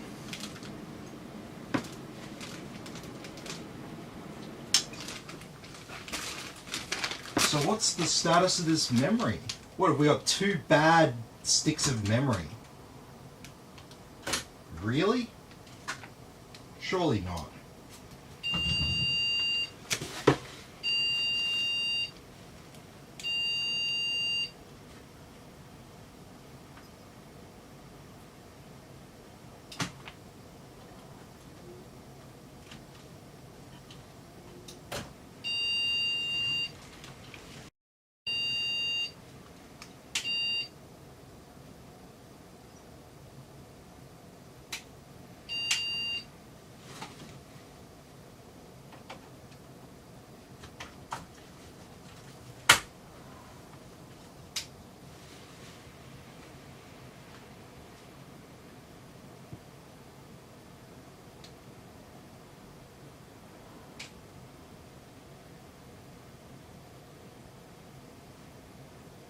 No deal, eh?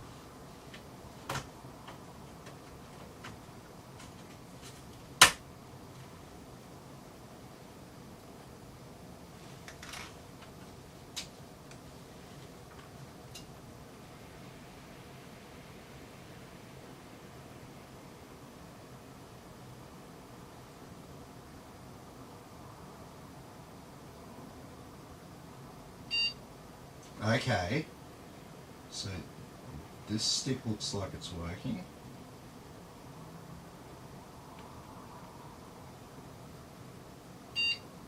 Yep.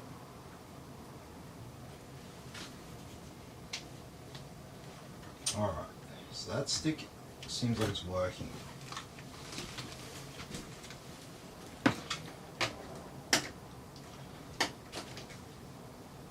Let's put that into the first slot that we're meant to use.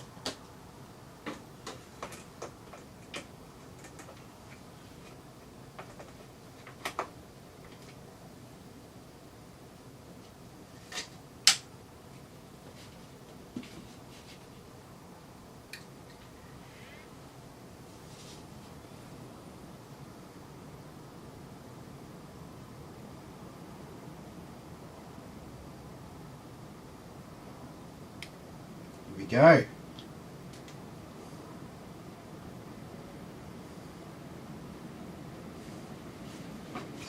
Okay, so it looks like that stick works, and it looks like we have one dead G-Skill module. Let's just play it back in.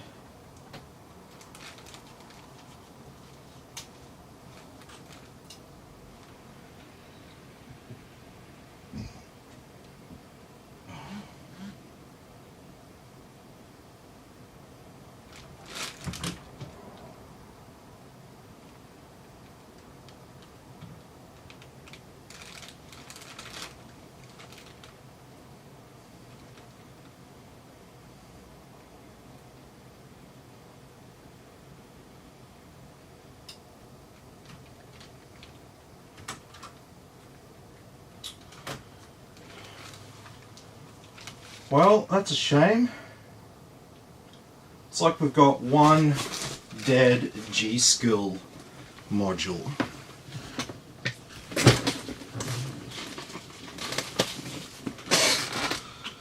So that will have to go back.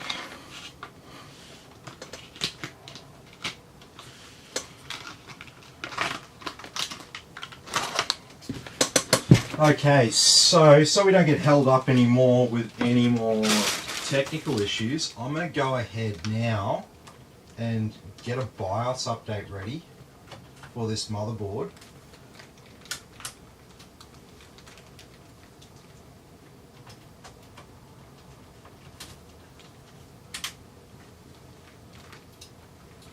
Alright, let's load up with my memory back on that board. We will need to put this cooler back just quickly.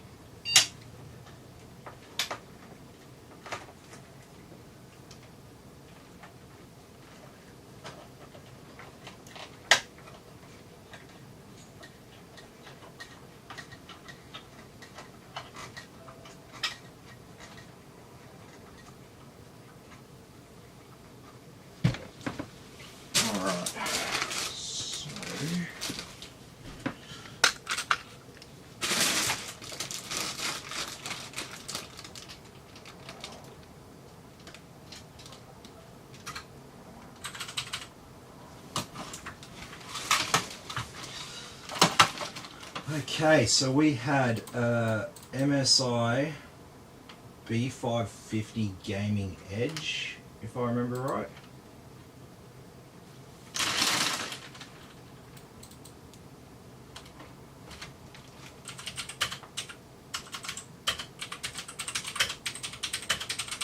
Gaming Edge Wi-Fi.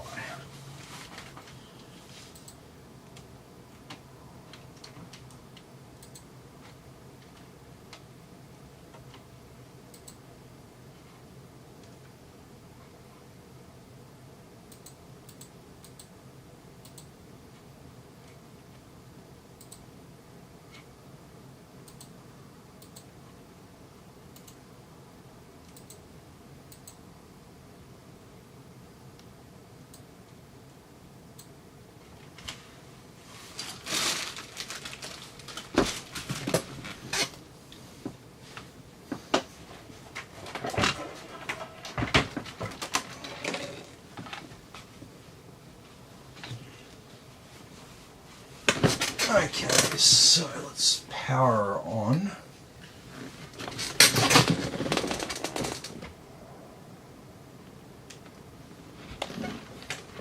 And so we can just run with one memory module for tonight, that's not going to be a problem.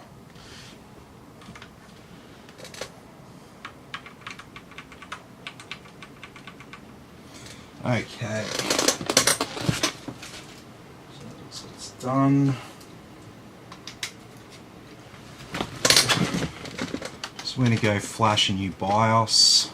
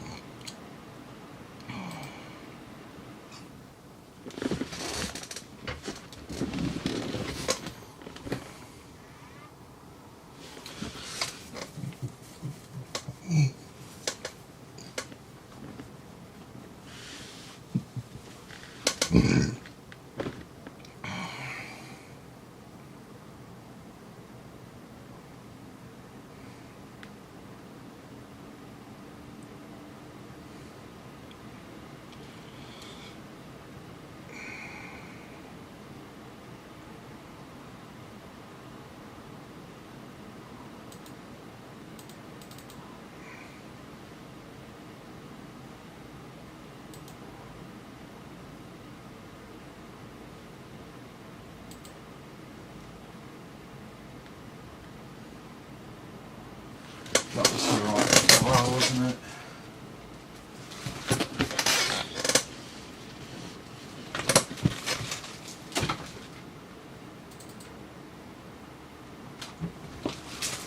Yep.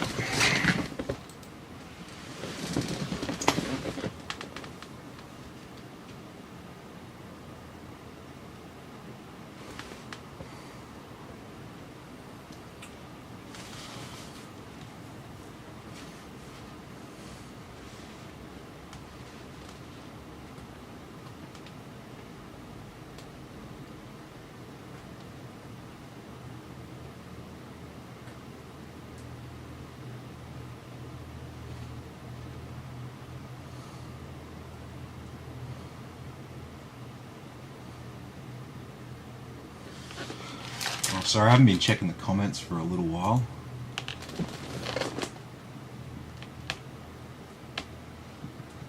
Me and Ram not having a good run, says Jarod. Nah, look, that's all good.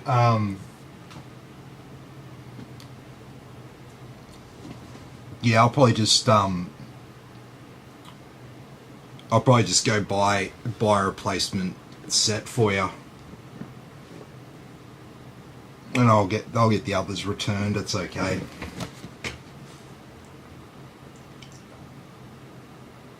It's just probably delayed your PC by about 24 hours or something.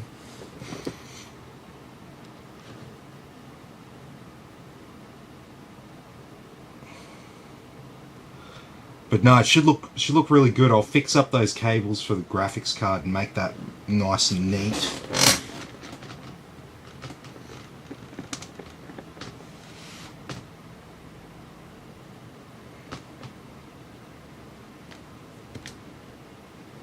Still not sure about all the cables crossing over there. I'll give it some thought tonight if there's a better way of configuring that. And yeah, obviously, you won't see any of this crap at the bottom.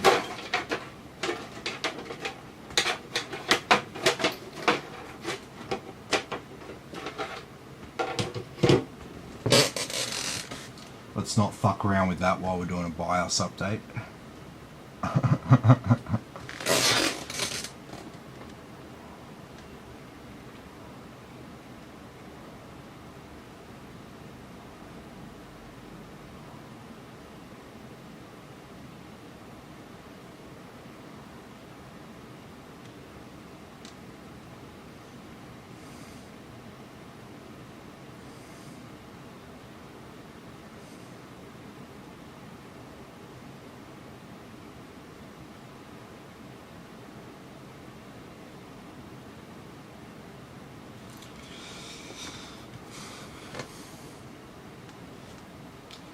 Yeah, these things happen.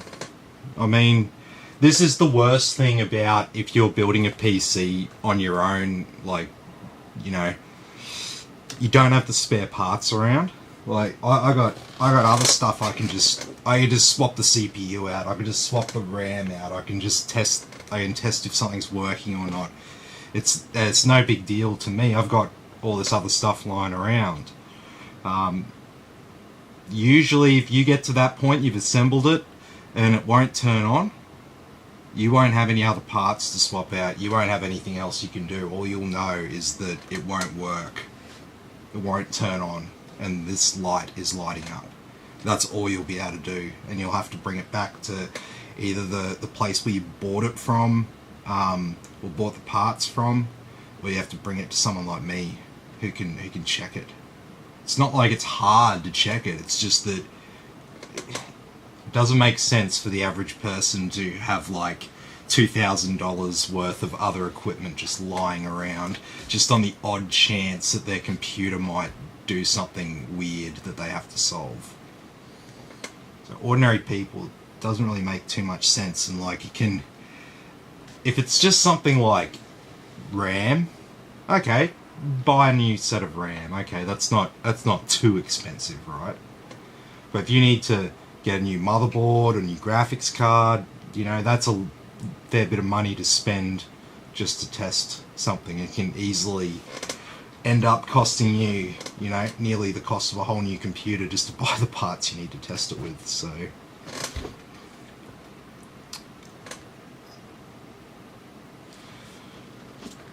but anyway, looks like it should be smooth sailing from here.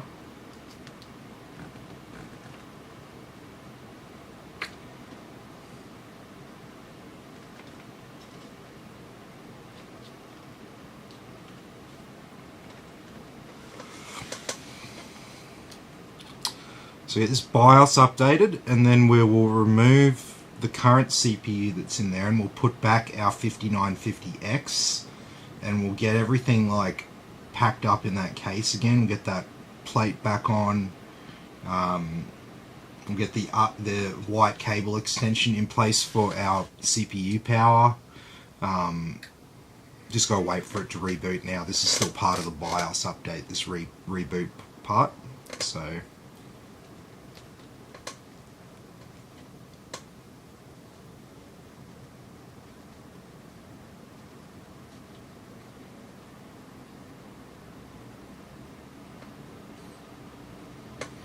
So after you do a BIOS, CMOS is automatically reset to default, so it will have to do its retraining that it does the first time that you run it.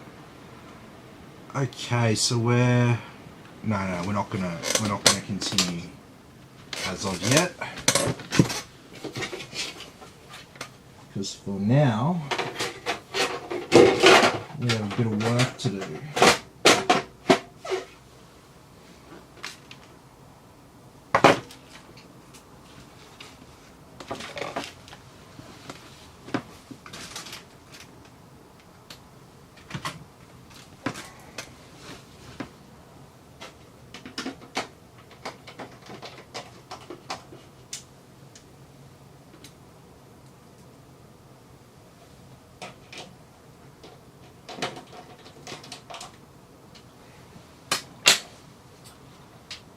Okay.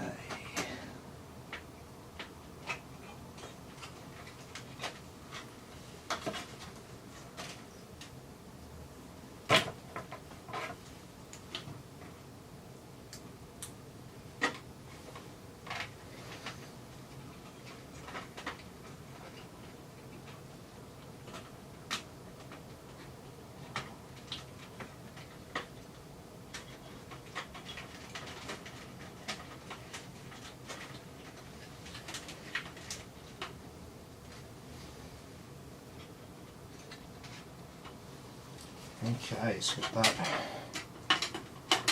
cable extender back in place. Pump is definitely powered. Alright. Let's swap back to our 5950X. Let's get it all cleaned up and let's repaste it.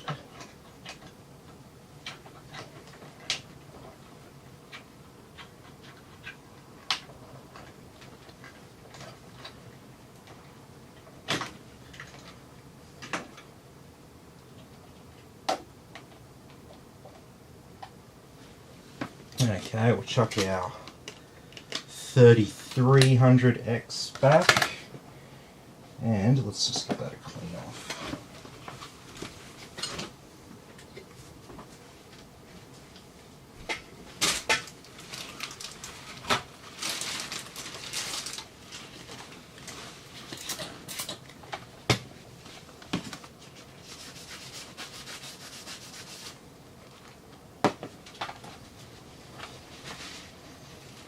And we'll do the same to our cooler block.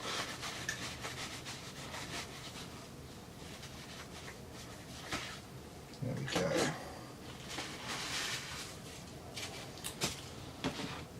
So now we can put our original CPU back.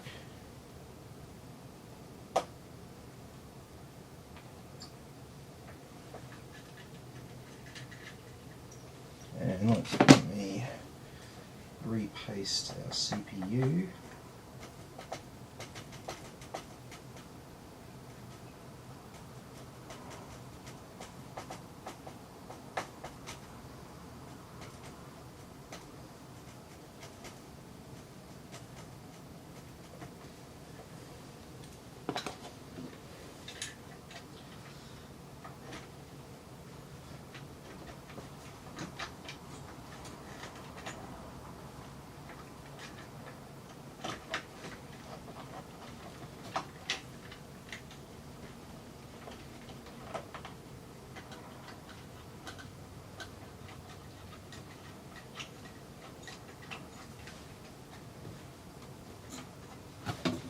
Okay.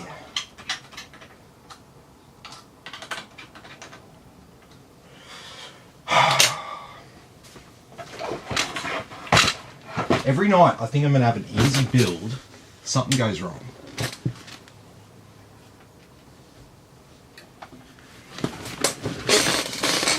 Okay.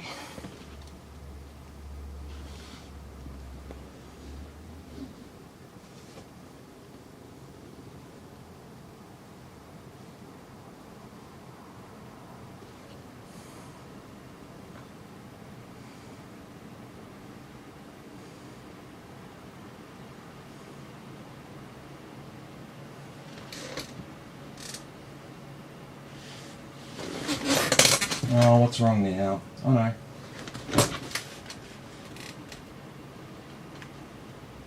We're posting.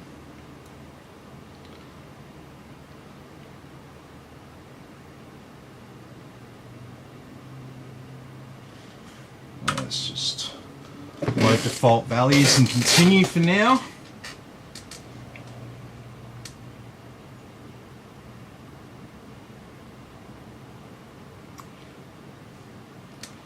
Then we'll smash out this Windows install, run a few tests on it, and then yeah, we'll just wait for some new memory.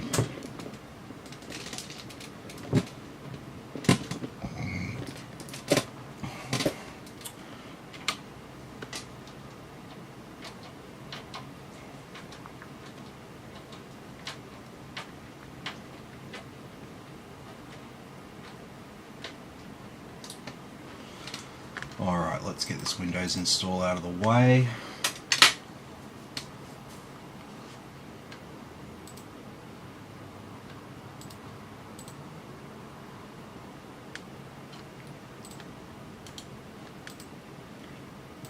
Go.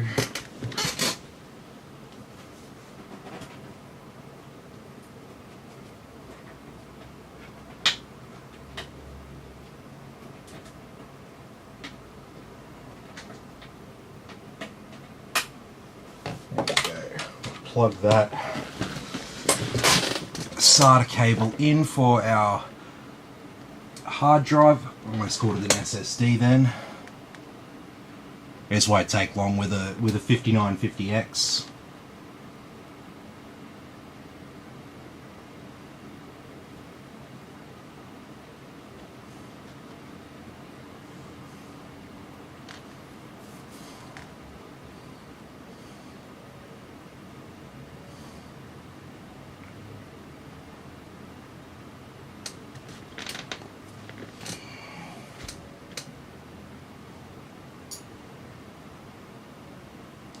Alrighty, you're all done.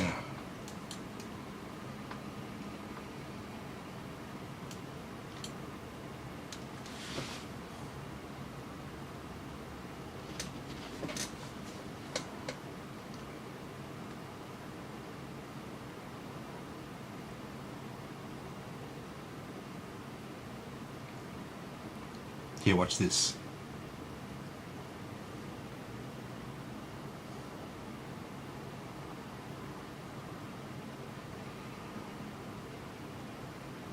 Oop, done.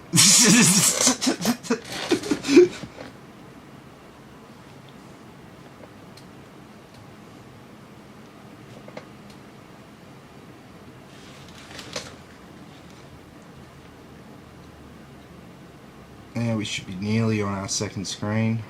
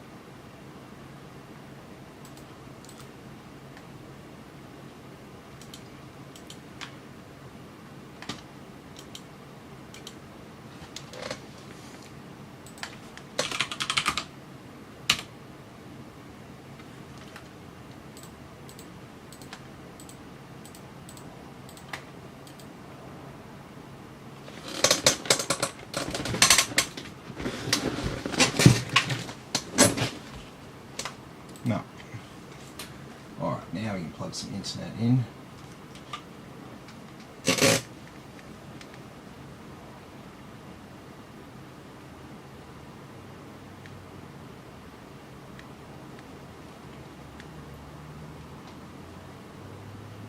This might take several minutes, or it might not.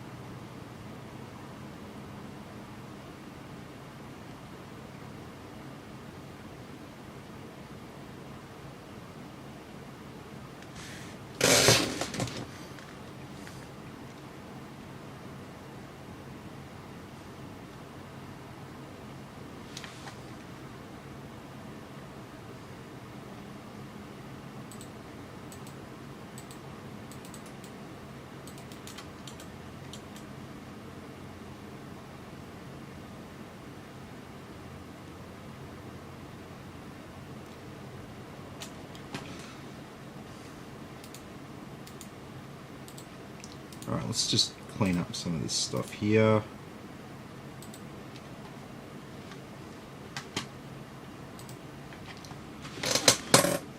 Let's get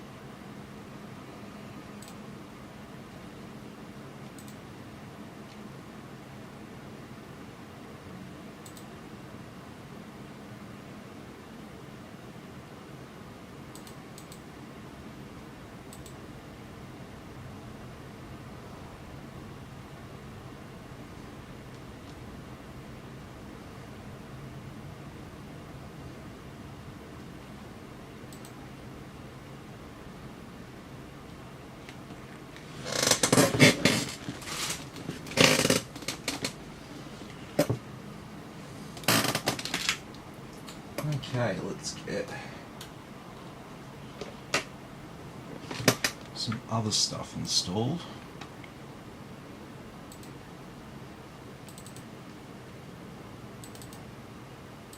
Let's put down some custom desktop icons, keep everything nice and organized. Okay, Cronus True Image for Western Digital.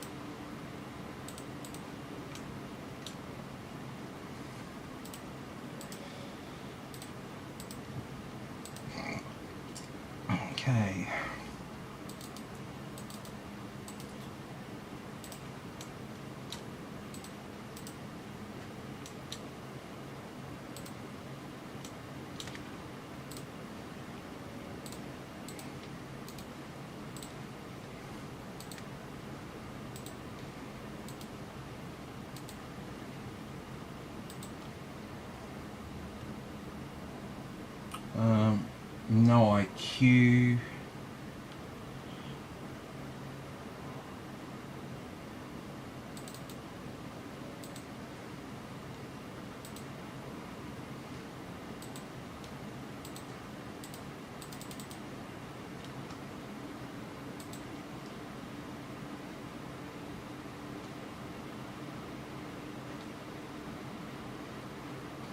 Is our graphics card driver.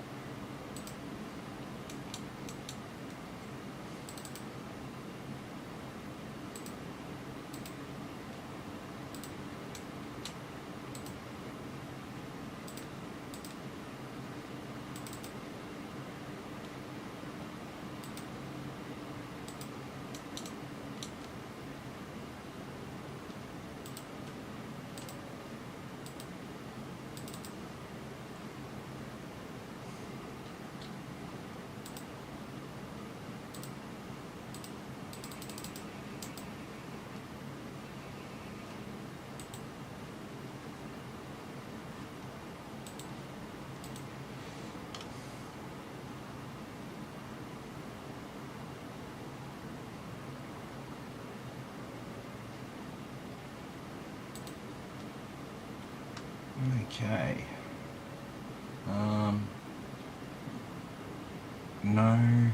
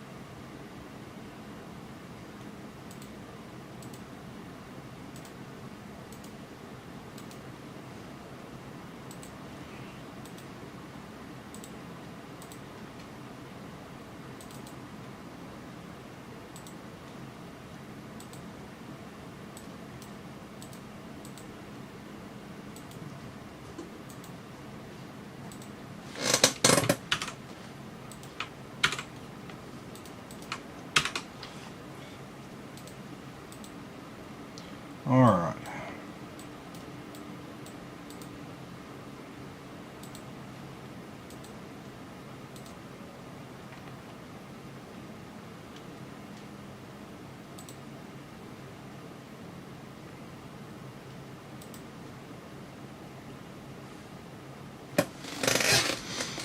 What am I missing?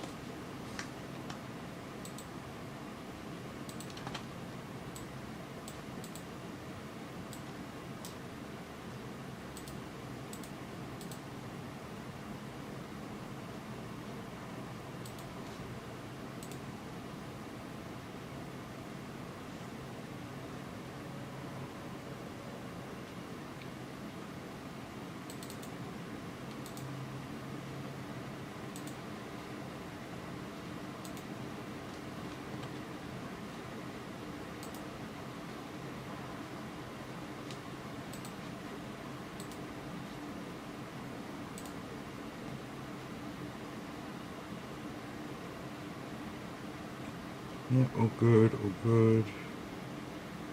Good. Yeah, sweet.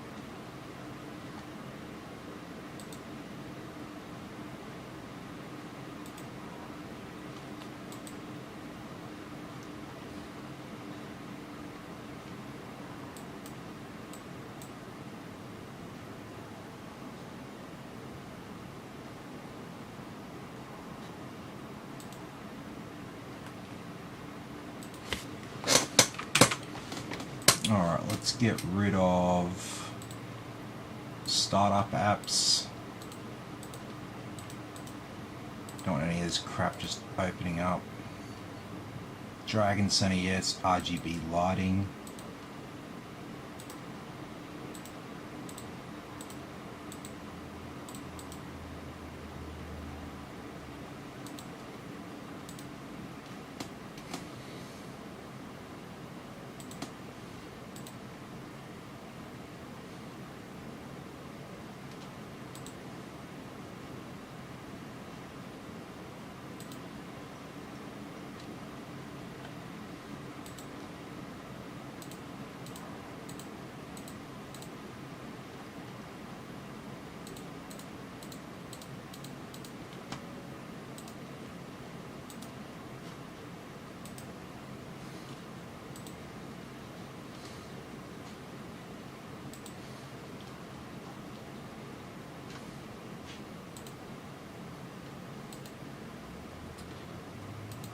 Okay, I'll just wait for the rest of that to download.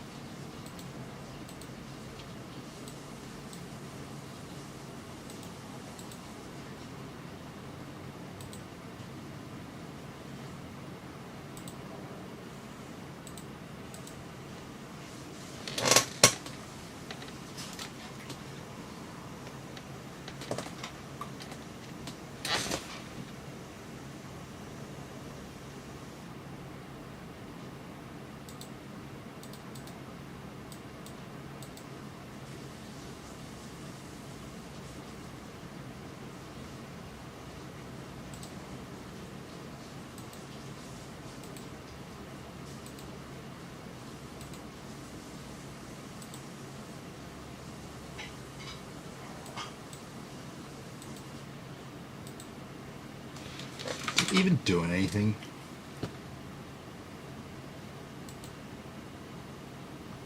Mm.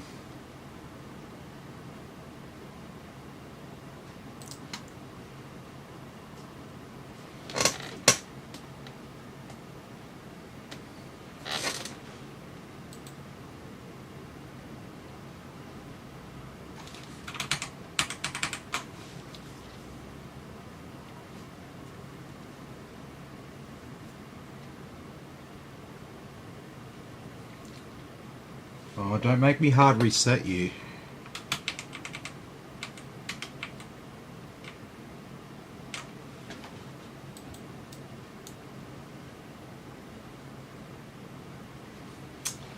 You bastard. Better not corrupt anything for me or be mega pissed.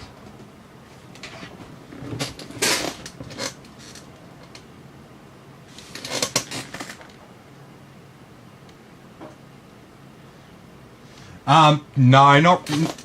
There won't really be too much of a difference there. Like, I won't do a full stress test on it anyway, because we don't have the correct RAM in there.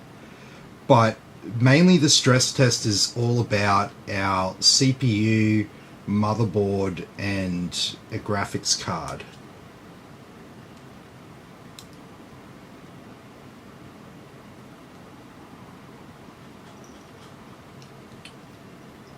Because, like, yeah, memory can get hot, but mainly only if it's, like, being fully utilized and stuff.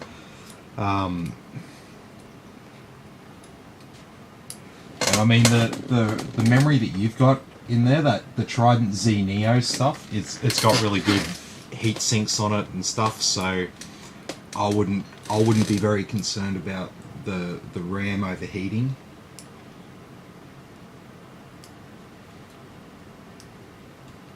And obviously with the stress test, it doesn't matter what the numbers are. The point of the stress test is not the benchmark numbers, it's the fact that it's being tested in a way that's going to be more intense than how it's going to be used. Yeah, no, that's all good, man. Feel free to ask questions. It's getting near the end of the night now. I'm probably getting tired, so I'm running out of things to say. So if you ask me questions, that keeps me talking.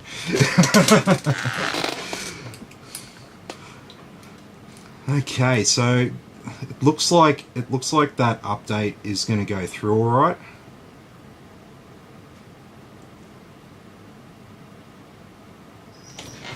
Just trying to understand.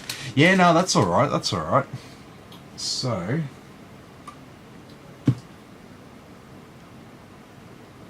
Oh, I'm about to be signed out already.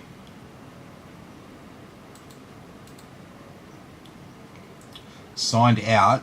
Those errors that came up then were other Windows processes that were starting up. It restarted itself before those processes could finish and they errored out.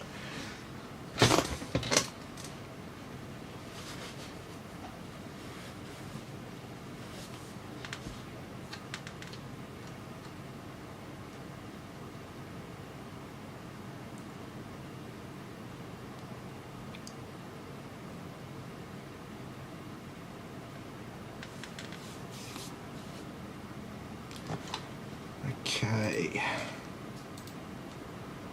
so we had some stuff in Dragon Center to download. We were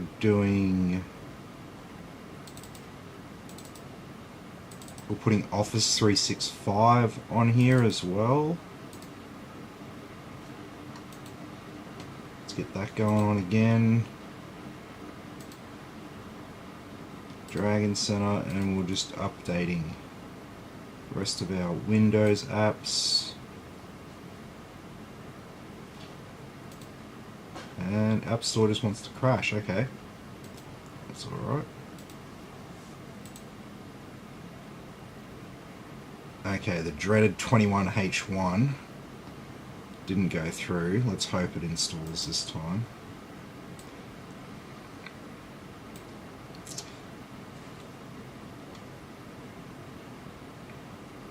Yes, so Office 365. 5950. Yeah, there it is. So where'd it go? Yeah, that's all good.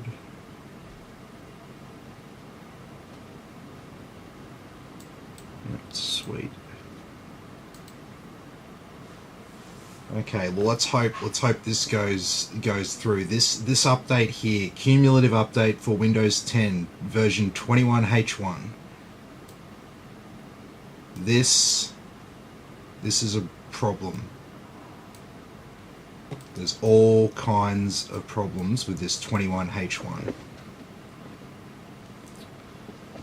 So it gives me anxiety when I see one update remaining and it's this 21H1. Because so far I haven't found an easy workaround. I end up playing around with it for like 20 minutes, then I get the shits and I just reinstall Windows. Normally what you can do with Windows updates, if they error out and stuff, there's a folder inside C, Windows, and it's called Software Distribution. That's the folder that it does, Windows saves all its updates to, and information about what it needs to update next and all that kind of shit. So if you can delete all the stuff in that folder, you'll have to get into Task Manager and disable processes and stuff like that in order to actually delete it. But usually when you clear everything out of that folder, it will delete all its previous updates and it will delete all its previous problems, and it just does a complete fresh update, downloads all those files fresh and reinstalls it. And usually that works, but for some reason something is obviously happening in the background beyond just the stuff in that software distribution folder, and even when you clear it, it still errors out, and that's really annoying for me, because you know you think that you know how to fix these Windows update problems, but you think, oh yeah, I've cracked the code, I know the folder it saves it in, I know how to disable the processes that prevent me from deleting it. But then it's like that doesn't work as well, and it's like, oh fuck's sake, I don't have time to waste researching this. I'm just gonna reinstall Windows, because you know, how much time am I gonna waste on this, and how long is this even going to be a problem for before Microsoft fixes it on their end? So my phone here.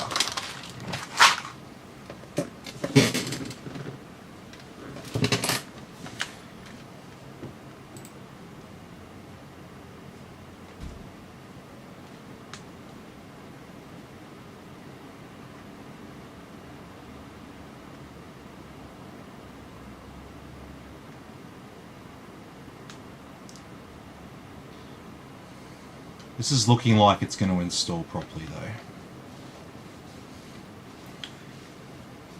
What I've seen when there's problems is it skips through this installing part really fast. It jumps through like 10% of the time. Sweet. That's what we want to see. So, how's all the rest of this shit going? What have we got here?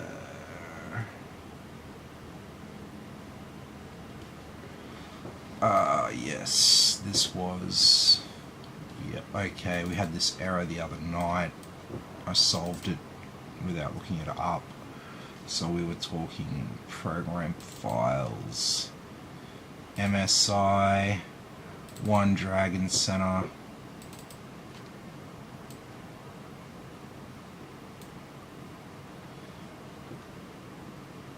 Mystic Light, and API Philips Hue. Let's delete that. Okay, LED Keeper 2. Let's disable that process. Is that just a process or is it a service?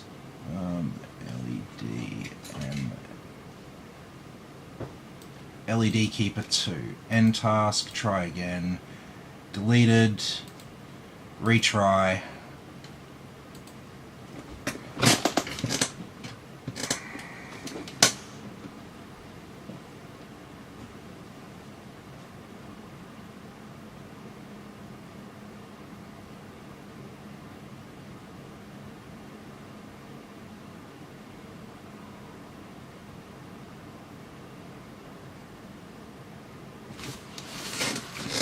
Has it put the file back yet? No, hasn't replaced that file. It will do. Yeah, there it is.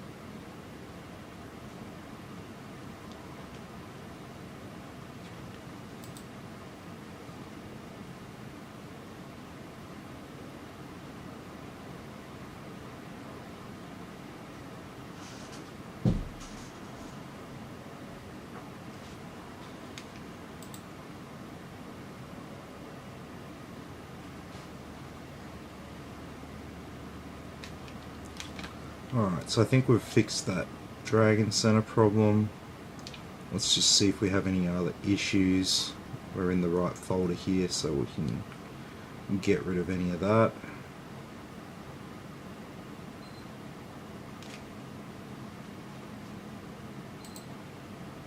It's all done.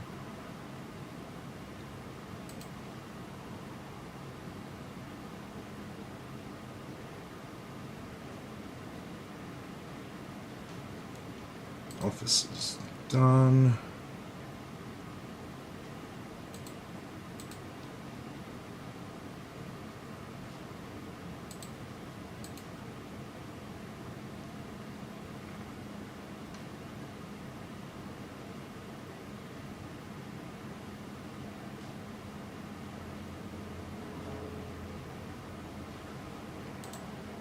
Booyah.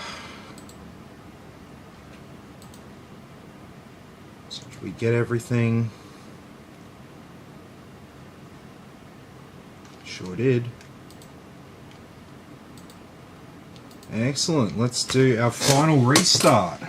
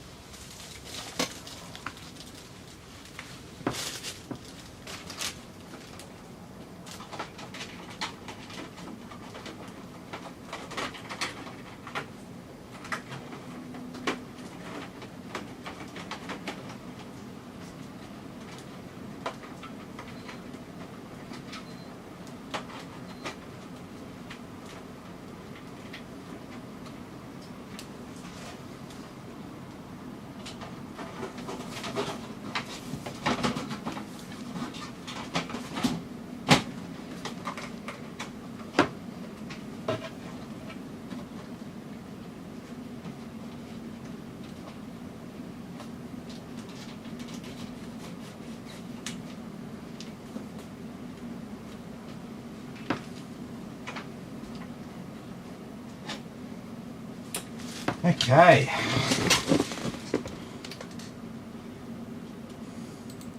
So now we're looking like everything's all up to date. There might be a couple of cumulative updates to do here.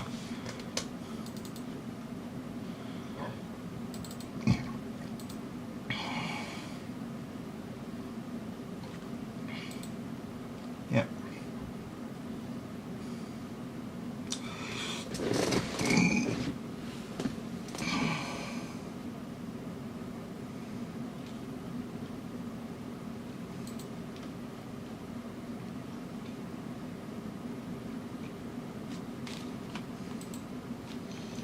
Okay, there's cumulative updates, everything's all up to date now. BIOS is up to date, Windows is up to date, we've got all of our apps installed.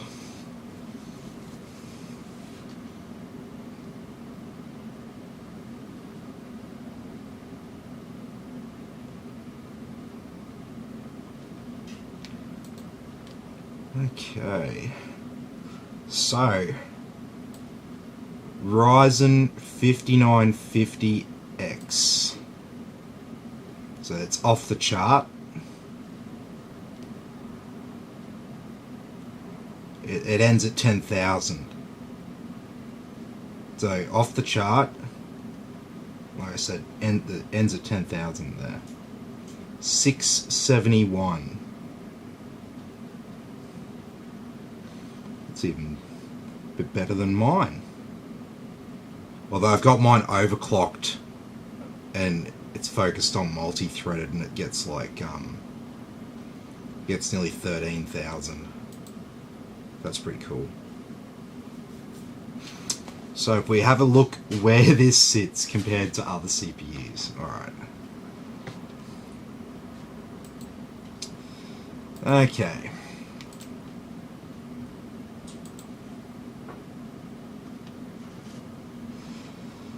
So this is single core performance. So that's the Ryzen 5950X.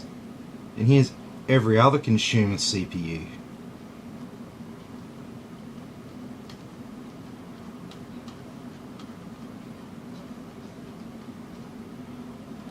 Multi-thread. Let's have a look at multi-thread. So to give you an idea how far they've come, this is a first generation Threadripper. 16 core, 32 threads. 8,766 was its score. That's the Threadripper, so that's the professional workstation CPUs. It's orders of magnitude more expensive than the desktop CPUs for consumers. And now here is the Ryzen 5950X, the top consumer CPU, and it even keeps up with the big boys. 36 plus threads, beats every Intel option, even the ones with more threads.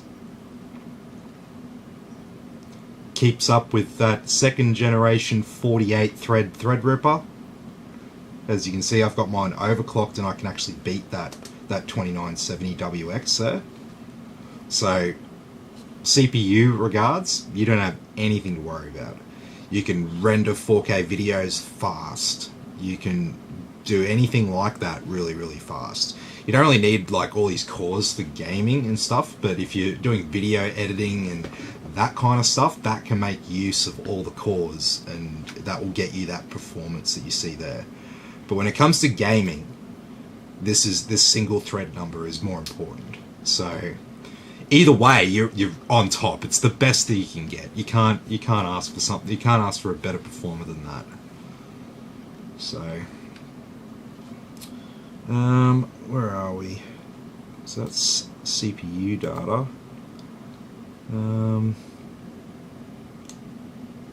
Let's have a look at some game benchmarks then. So I'll run Heaven here on high like we always do.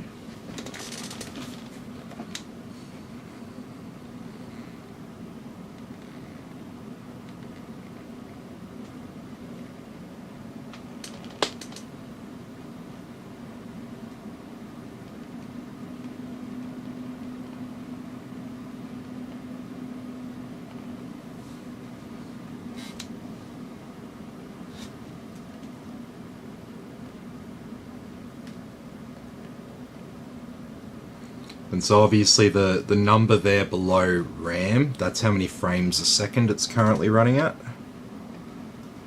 And then the other stats there should be relatively intuitive to understand. GPU, CPU, you got temperature, the percentage is how much it's being utilized. The megahertz is the clock speed that they're running at, and the wattage is obviously the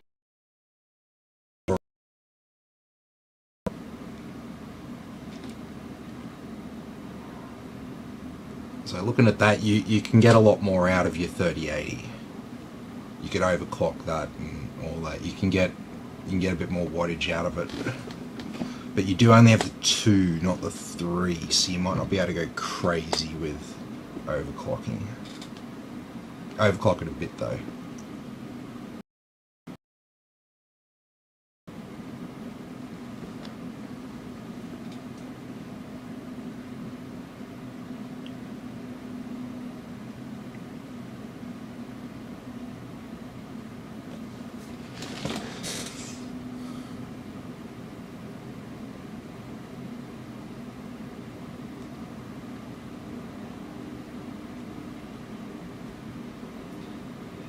Hey Rodney, how you going? Yeah, in general, games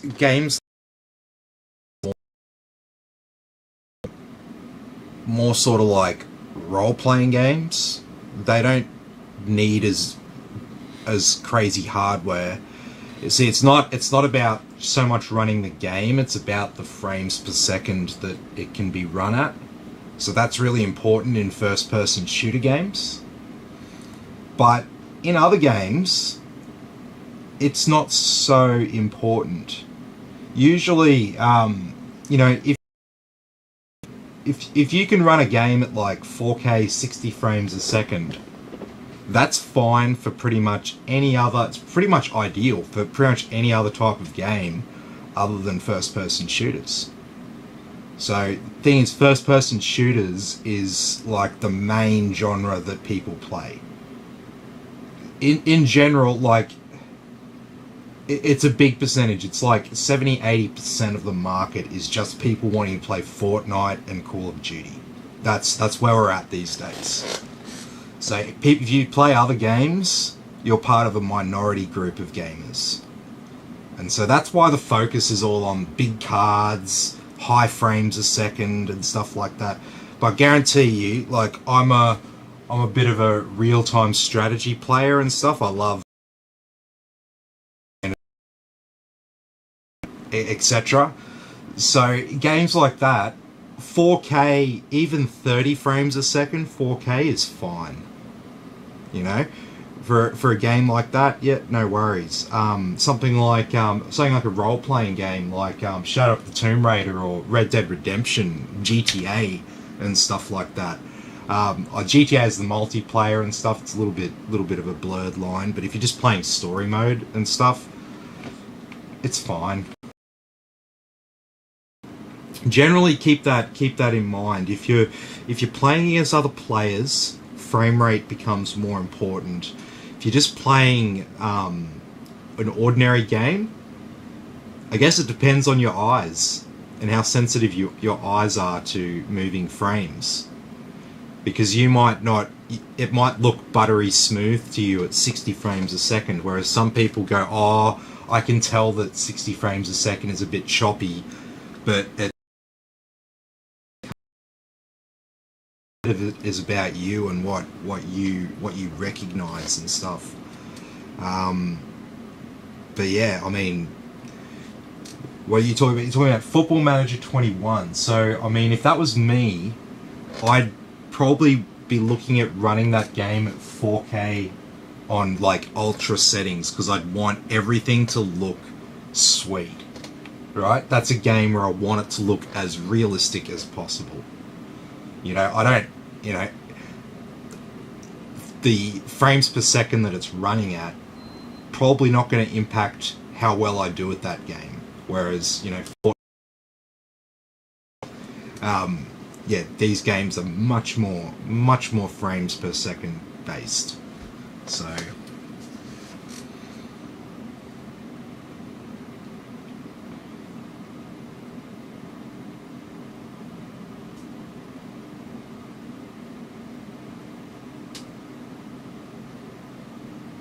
we don't need to watch Heaven like a million times. Like, I know it's pretty cool if you haven't seen it much, but like,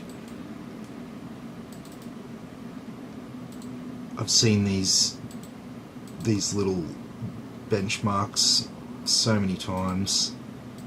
So I chucked this one up on max settings.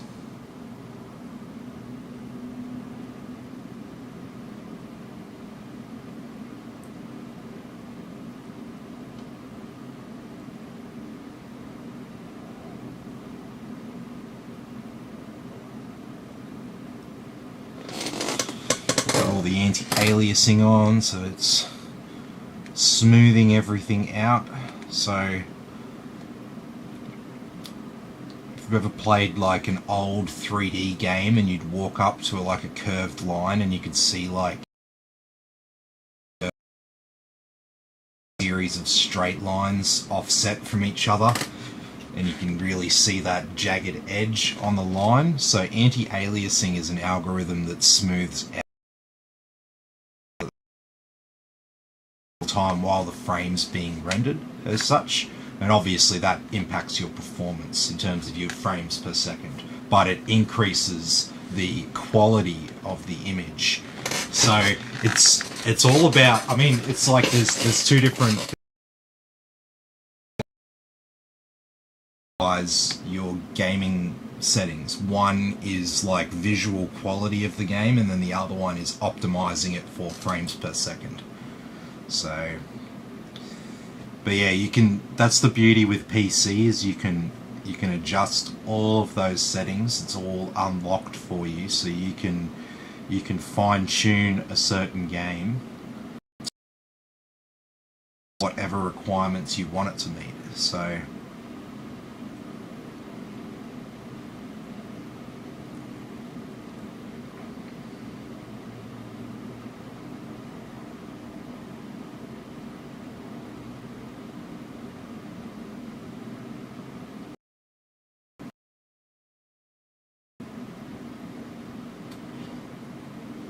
Yeah, Rodney, Command & Conquer's awesome. And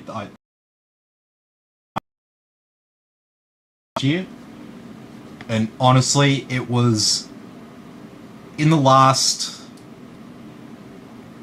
2 years, it's probably been like has been on that game. Online, creating old school Red Alert, old school CNC. I've played through story mode. I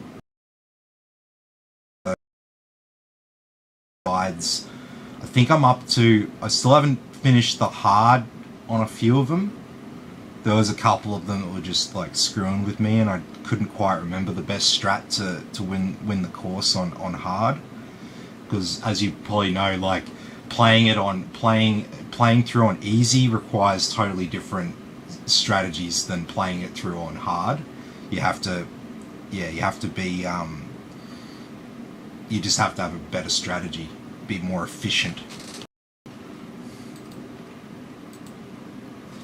But yeah, it's only like $20-30 to download the remastered. Command and Conquer, Red Alert, Old School Warcraft. Yep. That's the generation I'm from.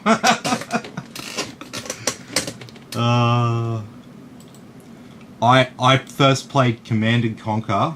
I first played Red Alert. Red Alert was the first one I played. I got it like the Eka in one of those. Remember, like had a Harvey Norman bag, and he used to have like all this like demo software and shit like that. Yeah, there was one CD had like a demo of like Command and Conquer, and I played it like a couple of times, and then I went over to my mate's place. He had the full game, and then I think it was like didn't take me long to acquire it. After that, I was determined.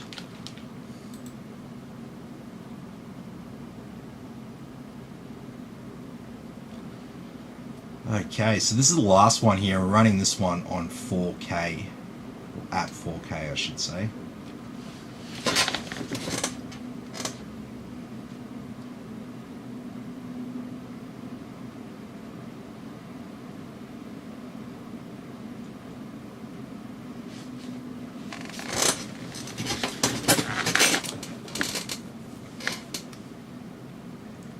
Yep, no, I love it.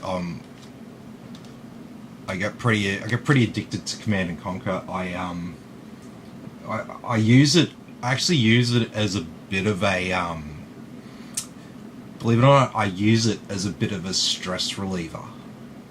So if I find I'm getting frustrated and stuff throughout the day, and I need a break, because it's very hard for me to like have a proper break, if you know what I mean, because like even if I go out and get some lunch, got my phone on me, getting phone calls, getting messages and stuff like that, it's very hard to have a break. So what I psychologically, and I don't have time to just like leave the house and go for a walk or something like that, I'll go and turn on Command and Conquer. I'll go and load up a skirmish with like 6 other players or something like that. Turn the tech level up to max, and then I just have a bit of fun with almost unlimited resources, maximum.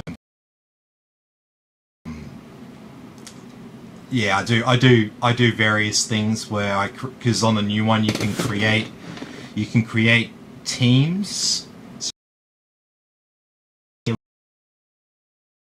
And then you can have the computers on 3 different teams, so that so 2 of the computers will actually team up against you. So that's pretty cool in the new one. So I've been doing a bit of that, and that's just fun and just gets me away for 30-40 minutes to just play through that one skirmish and destroy everyone.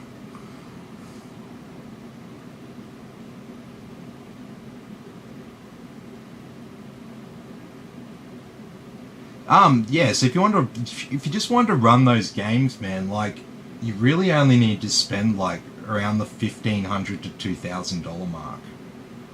Like, a PC about that price will run all of those games and plenty of others comfortably. In fact, if you spent that much money on a PC, you would get more frames per second in Fortnite than you would on playing Fortnite on Switch anyway. So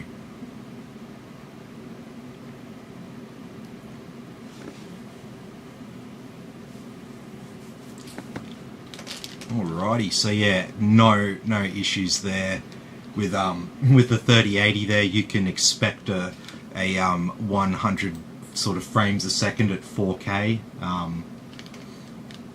I mean, playing those sort of games, if you're not a first person shooter player, then you know, maybe all you need is like a 4K 75Hz monitor if you're mainly playing real-time strategy games, racing simulators, things like that. Probably 75 frames a second at 4K, HDR on a nice IPS panel. Probably all you really need. You'd probably be spending extra money for nothing if you spent more than that. But you know, like if you do get the 120 or 140 hertz 4K display, it obviously just gives you options, because that 4K display can run at 1080 and it can run at 1440, but that refresh rate is kind of locked into the like the hardware that's made up the screen and stuff, so hard to sort of change that too much. You can overclock them and stuff. That's a whole nother story. But yeah, I mean, it gives you options there. If you went for a 4K monitor and you got the 120 or 144 hertz, that would also be, you would also be getting a 1080p 144 hertz monitor. So if you wanted to play Fortnite and you wanted to get that juicy frame rate, you could still get that.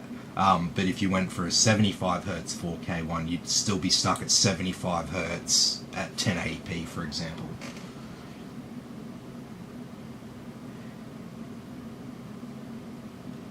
Yeah. So you were thinking 2.5K. Yeah, that's about right for a good setup. You'd probably even be able to include the monitor and keyboard and mouse for 2.5K. So yeah, like put it this way, right? Like I got a 3080 towards about October or so last year, right? It made absolutely no difference to Command & Conquer. Command & Conquer ran at 4K 60 frames a second locked on my 2060 Super, and it also ran at the same locked 60 frames a second on the 3080. So for that particular title, it really didn't really matter for me at all. But for games like Red Dead Redemption, Shadow of the Tomb Raider, Microsoft Flight Simulator, games like that, obviously I noticed the performance increase much more from that. Yeah, sweet. So Jared's got a 240 hertz 1440p monitor to go with this, so that's awesome.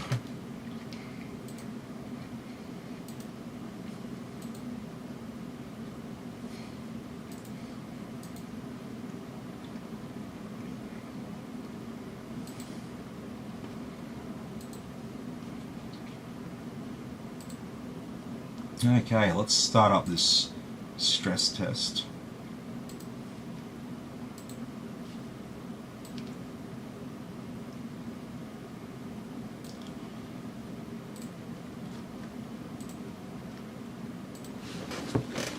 Alrighty, so this is a bit of fun because we've got a Ryzen 5950X here.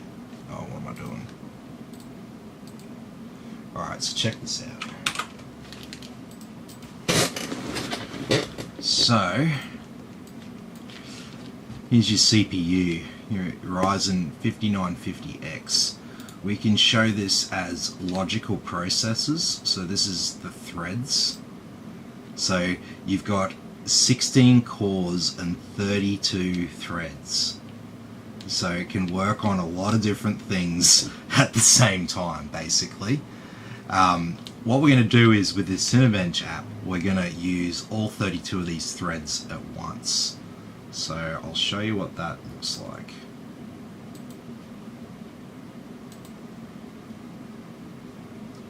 So see the 32 blue boxes? You'll see 32 blue boxes here calculating this image. And so that's what's happening. Each of the CPU threads is drawing this image. This image is much larger than what you see. It's It's actually a heap of like mathematical calculations. It's not really a picture as such, but if it was a picture, it would be a massive, massive picture that it's drawing.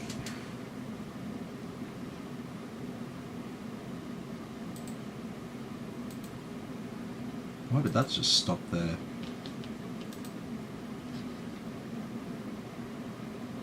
Okay, so 32 boxes, drawing our image.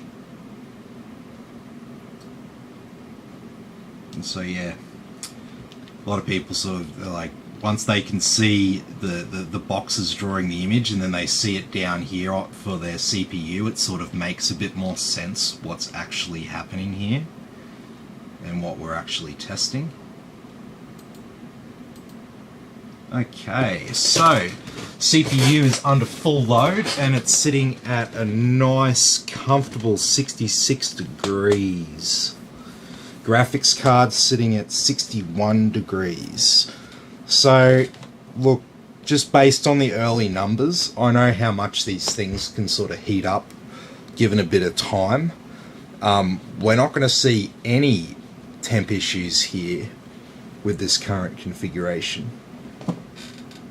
Even if I left this for like 8 hours, the maximum these would increase, provided the ambient temperature stayed the same, would be 10 degrees. Absolute maximum.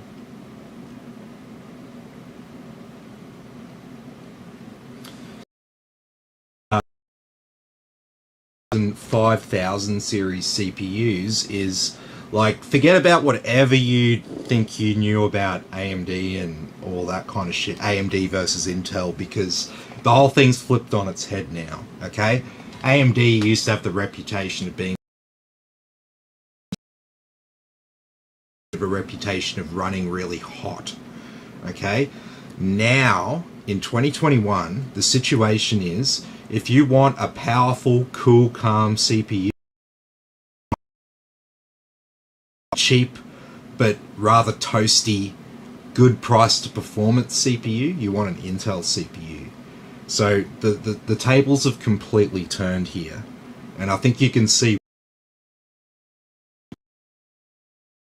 out considerably, and we're not seeing any considerable temperature increase. We could apply some overclock settings to this CPU and it would still function fine. I mean, it looks like it's sitting at like between, like, this is about as much work as your CPU is ever going to do. So if it stays nice and cool for this, out of that, and yeah, you're not going to have issues with it overheating or slowing your system down. The temp tolerances, yeah, that's a good question as well. So CPUs, AMD Ryzen 5000 has a temp limit set there at 95 degrees Celsius. Intel CPUs, they have temp limits set at 100 degrees Celsius, whereas most have around 83 degrees. However, usually the GPU itself will function up to around the 90 degree mark, similar to the CPUs as well. But you've got to be careful with your graphics card. If you're only seeing one temperature indicator, it might not be the temp indicator on the actual GPU, it might be somewhere else on the card. So you might be seeing 83 on your card, but your GPU might actually be 96 degrees. So that can be a bit of a problem. So this app here called Hardware Monitor, and the fact that you have a nice modern graphics card, if we scroll down to our NVIDIA GeForce RTX 3080, we can see we've actually got 3 different temp sensors here on the card. So we've got, why is the memory at 92 degrees?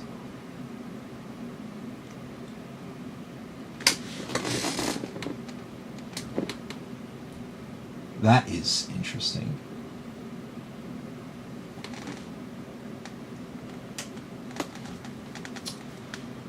I wonder if that's a broken sensor. Because, okay, so obviously, as it says here, hotspot. So this is 92 degrees on our memory.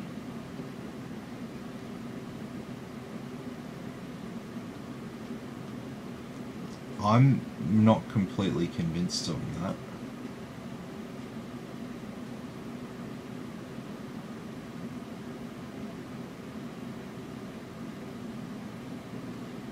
Yeah, so hasn't hit any at 94 degrees on the memory. I don't think that's right. Currently 74 degrees at the hotspot. 63 degrees for our temperature, which is what we're seeing down there.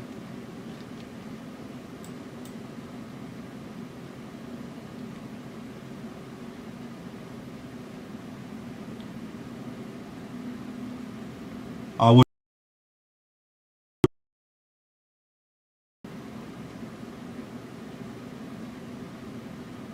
if it's a legitimate problem and the card dies or something because of it, don't even worry about it. It's all under warranty, so you can send the card back, and if it is faulty, I don't think that's legit. So if I close the graphics, it is dropping.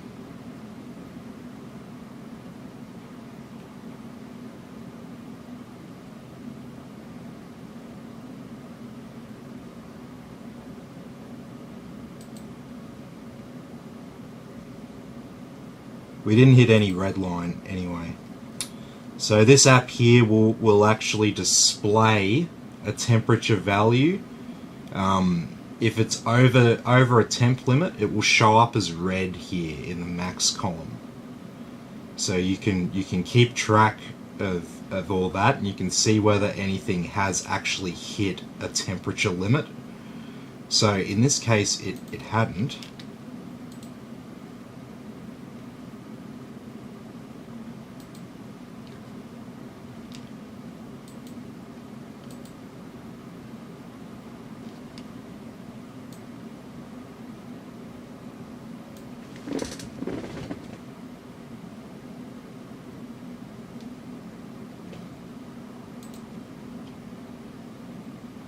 Oh, what am I doing? That's in...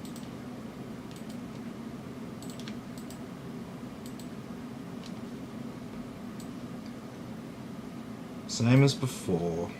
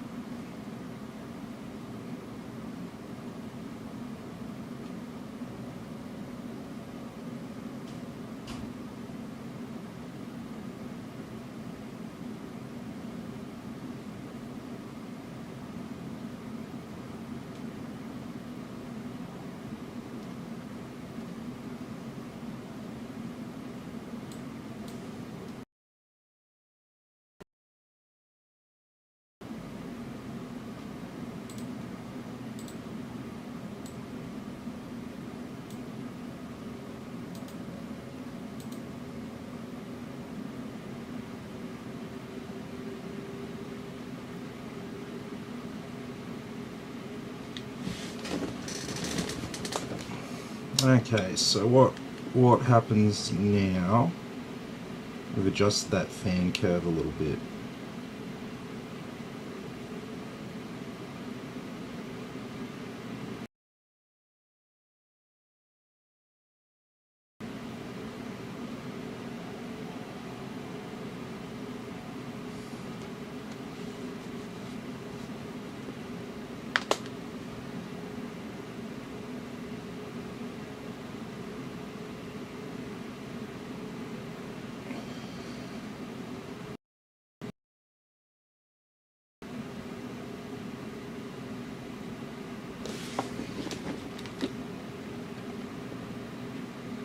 Okay, so maybe it legitimately was running a little bit warm there on the memory.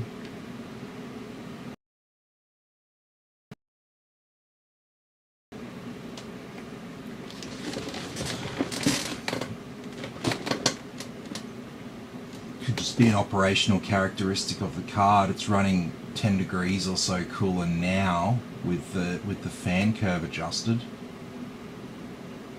Yeah, I mean, I guess I'm happy with that. Just a little weird seeing memory hotter than hotspot.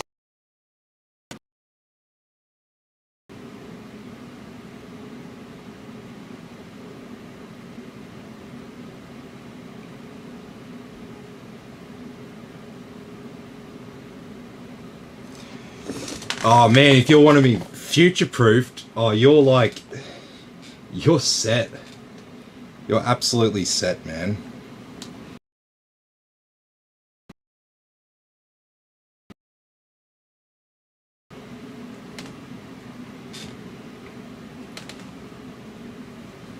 Yeah, 850 watt power supply. Yeah, nah. You can do whatever you want. You can add more storage, you can add more RGB lighting, you can go nuts.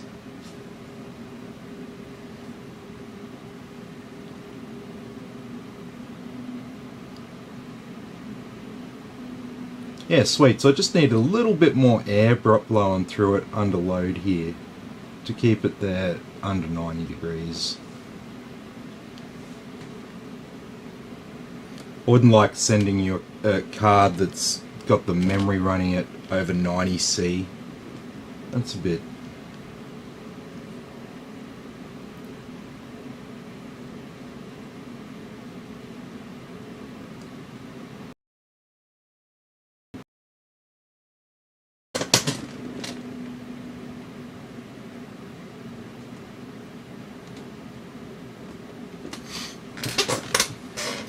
Yeah, no, it's a good way to go. I've got a Ryzen 5950X in the PC that we're currently streaming on right now.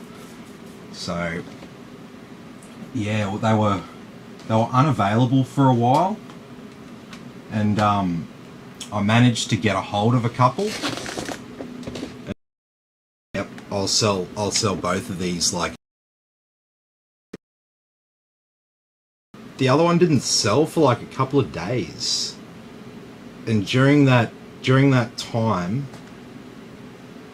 my wife convinced me to keep it for myself, just like she convinced me to keep a 3080 for myself.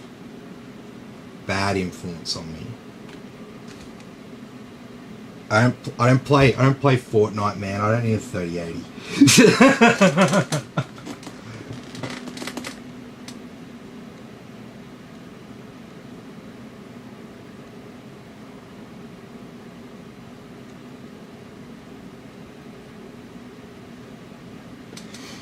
Yeah, well, I mean, that's what I do. I mean, that's part of the reason why people would come and get a, because, you know, I do actually take the time to do all this sort of stuff. See, the thing is, when you ship PCs out like nationwide, like, the potential for a problem and a long distance support call is like something I try to avoid. So I try to do everything I can reasonably to ensure,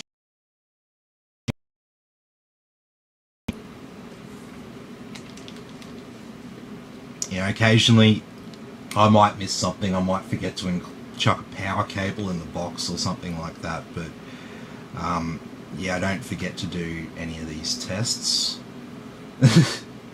I don't forget to do anything important.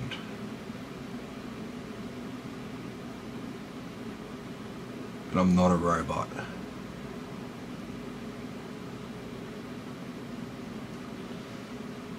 Sweet as. And yeah, that CPU, it's just not even getting hot. It's been running a little bit longer now, and as you can see, it's getting up. It was about 66, now it's 67, 68, 69. So, you know, run this for another hour, it'll be like 71, 72. Oh, now it's back down 65, look at that. But it will sort of slowly heat up over time, because what happens, even if you've got like good airflow in the case, eventually they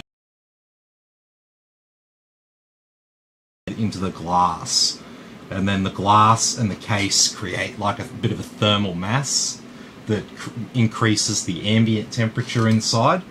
So that,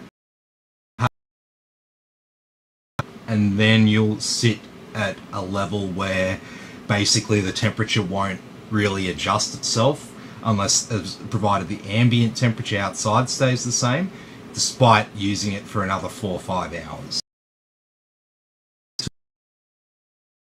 And I can estimate where it will be after running it for another 4 hours pretty closely. So that's why I do 90-minute stress test on it. I was doing like 1 hour, but I just didn't think it was quite getting to that point after an hour. I think 90 minutes is a bit better. Doing it longer, I think, is just kind of pointless in a way, because once you've run it for like 90 minutes, you should be able to tell how hot it's going to get towards the end.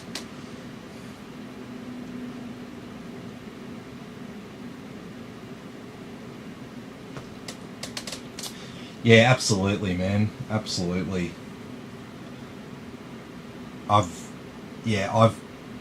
Even though I build them myself and stuff. Like, I've dealt with my friends and family's computers and computer problems for like pretty much. They're just telling you what you need to know to go away because they don't want to deal with you. And so I see all that sort of shit and I'm like, yeah, if I sell PCs to people, I'm not going to be one of those guys. I can't like hold everyone's hand and like solve everyone's problem and stuff like that all the time, but I can always point people in the right direction. And if it's a serious problem, then yeah, sure, I'll be able to help you. Game, and it's a game that I don't play or something like that, you know, I don't necessarily have time to, yep, here's the way to fix this problem. It's going to be something that, you know, you're probably going to have to look up and go onto Reddit and see all the other users who are playing the same game as you, who are having the same problem. Because if just your problem, it's something that's happening to heaps of people. So, and the thing is, they release these updates for the games and stuff all the time, and for the graphics card drivers and stuff like that, and there's all sorts of problems that occur sometimes, and there's random fixes and shit like that. So, you know, sometimes the best thing to do is to start just by Googling your problem and seeing what sort of Reddit discussions come up, because I find that there and enough people reading them and responding to them who have decent enough knowledge or have had the same problem and solved it themselves by doing something. So that's always a good place to start if you're having problems like running a game. But you know, other problems with Windows and the computer not turning on and stuff like that, that's 100% my domain. So always happy to help with stuff like that. Why a particular game that you play is all of a sudden not loading after you did some update or failed to do some update or whatever. I just don't know enough about every single game to be able to give you reasonable information other than to look up the problem and see what other people who are playing the same game as you have done to solve that problem. So Yeah, that's one thing I've had a little bit of that recently. There's been a few people who've had issues with like Warzone and stuff like that, and it's like, man, I don't have time to go into Warzone and try to recreate your problem on my computer. Just check out the forums, because so many people play that game, and I guarantee that you're not the only one who's got that problem right now. And I guarantee that there's someone out there who's worked it.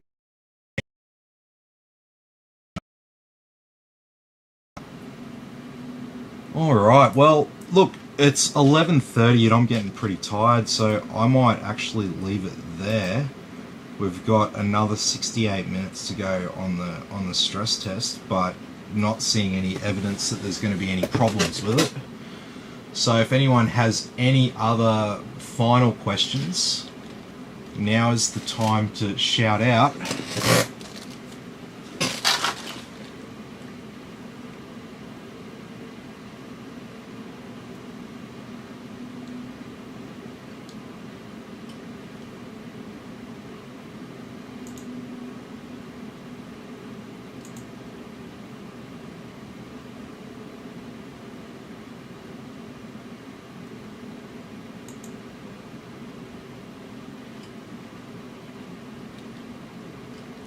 No, I think that's probably it. I think I've only got book now, so alright. I think that's a night. So anyway, thanks everyone for watching. I hope you enjoyed this video. Be sure to like and subscribe, and I'll catch you all in the next video.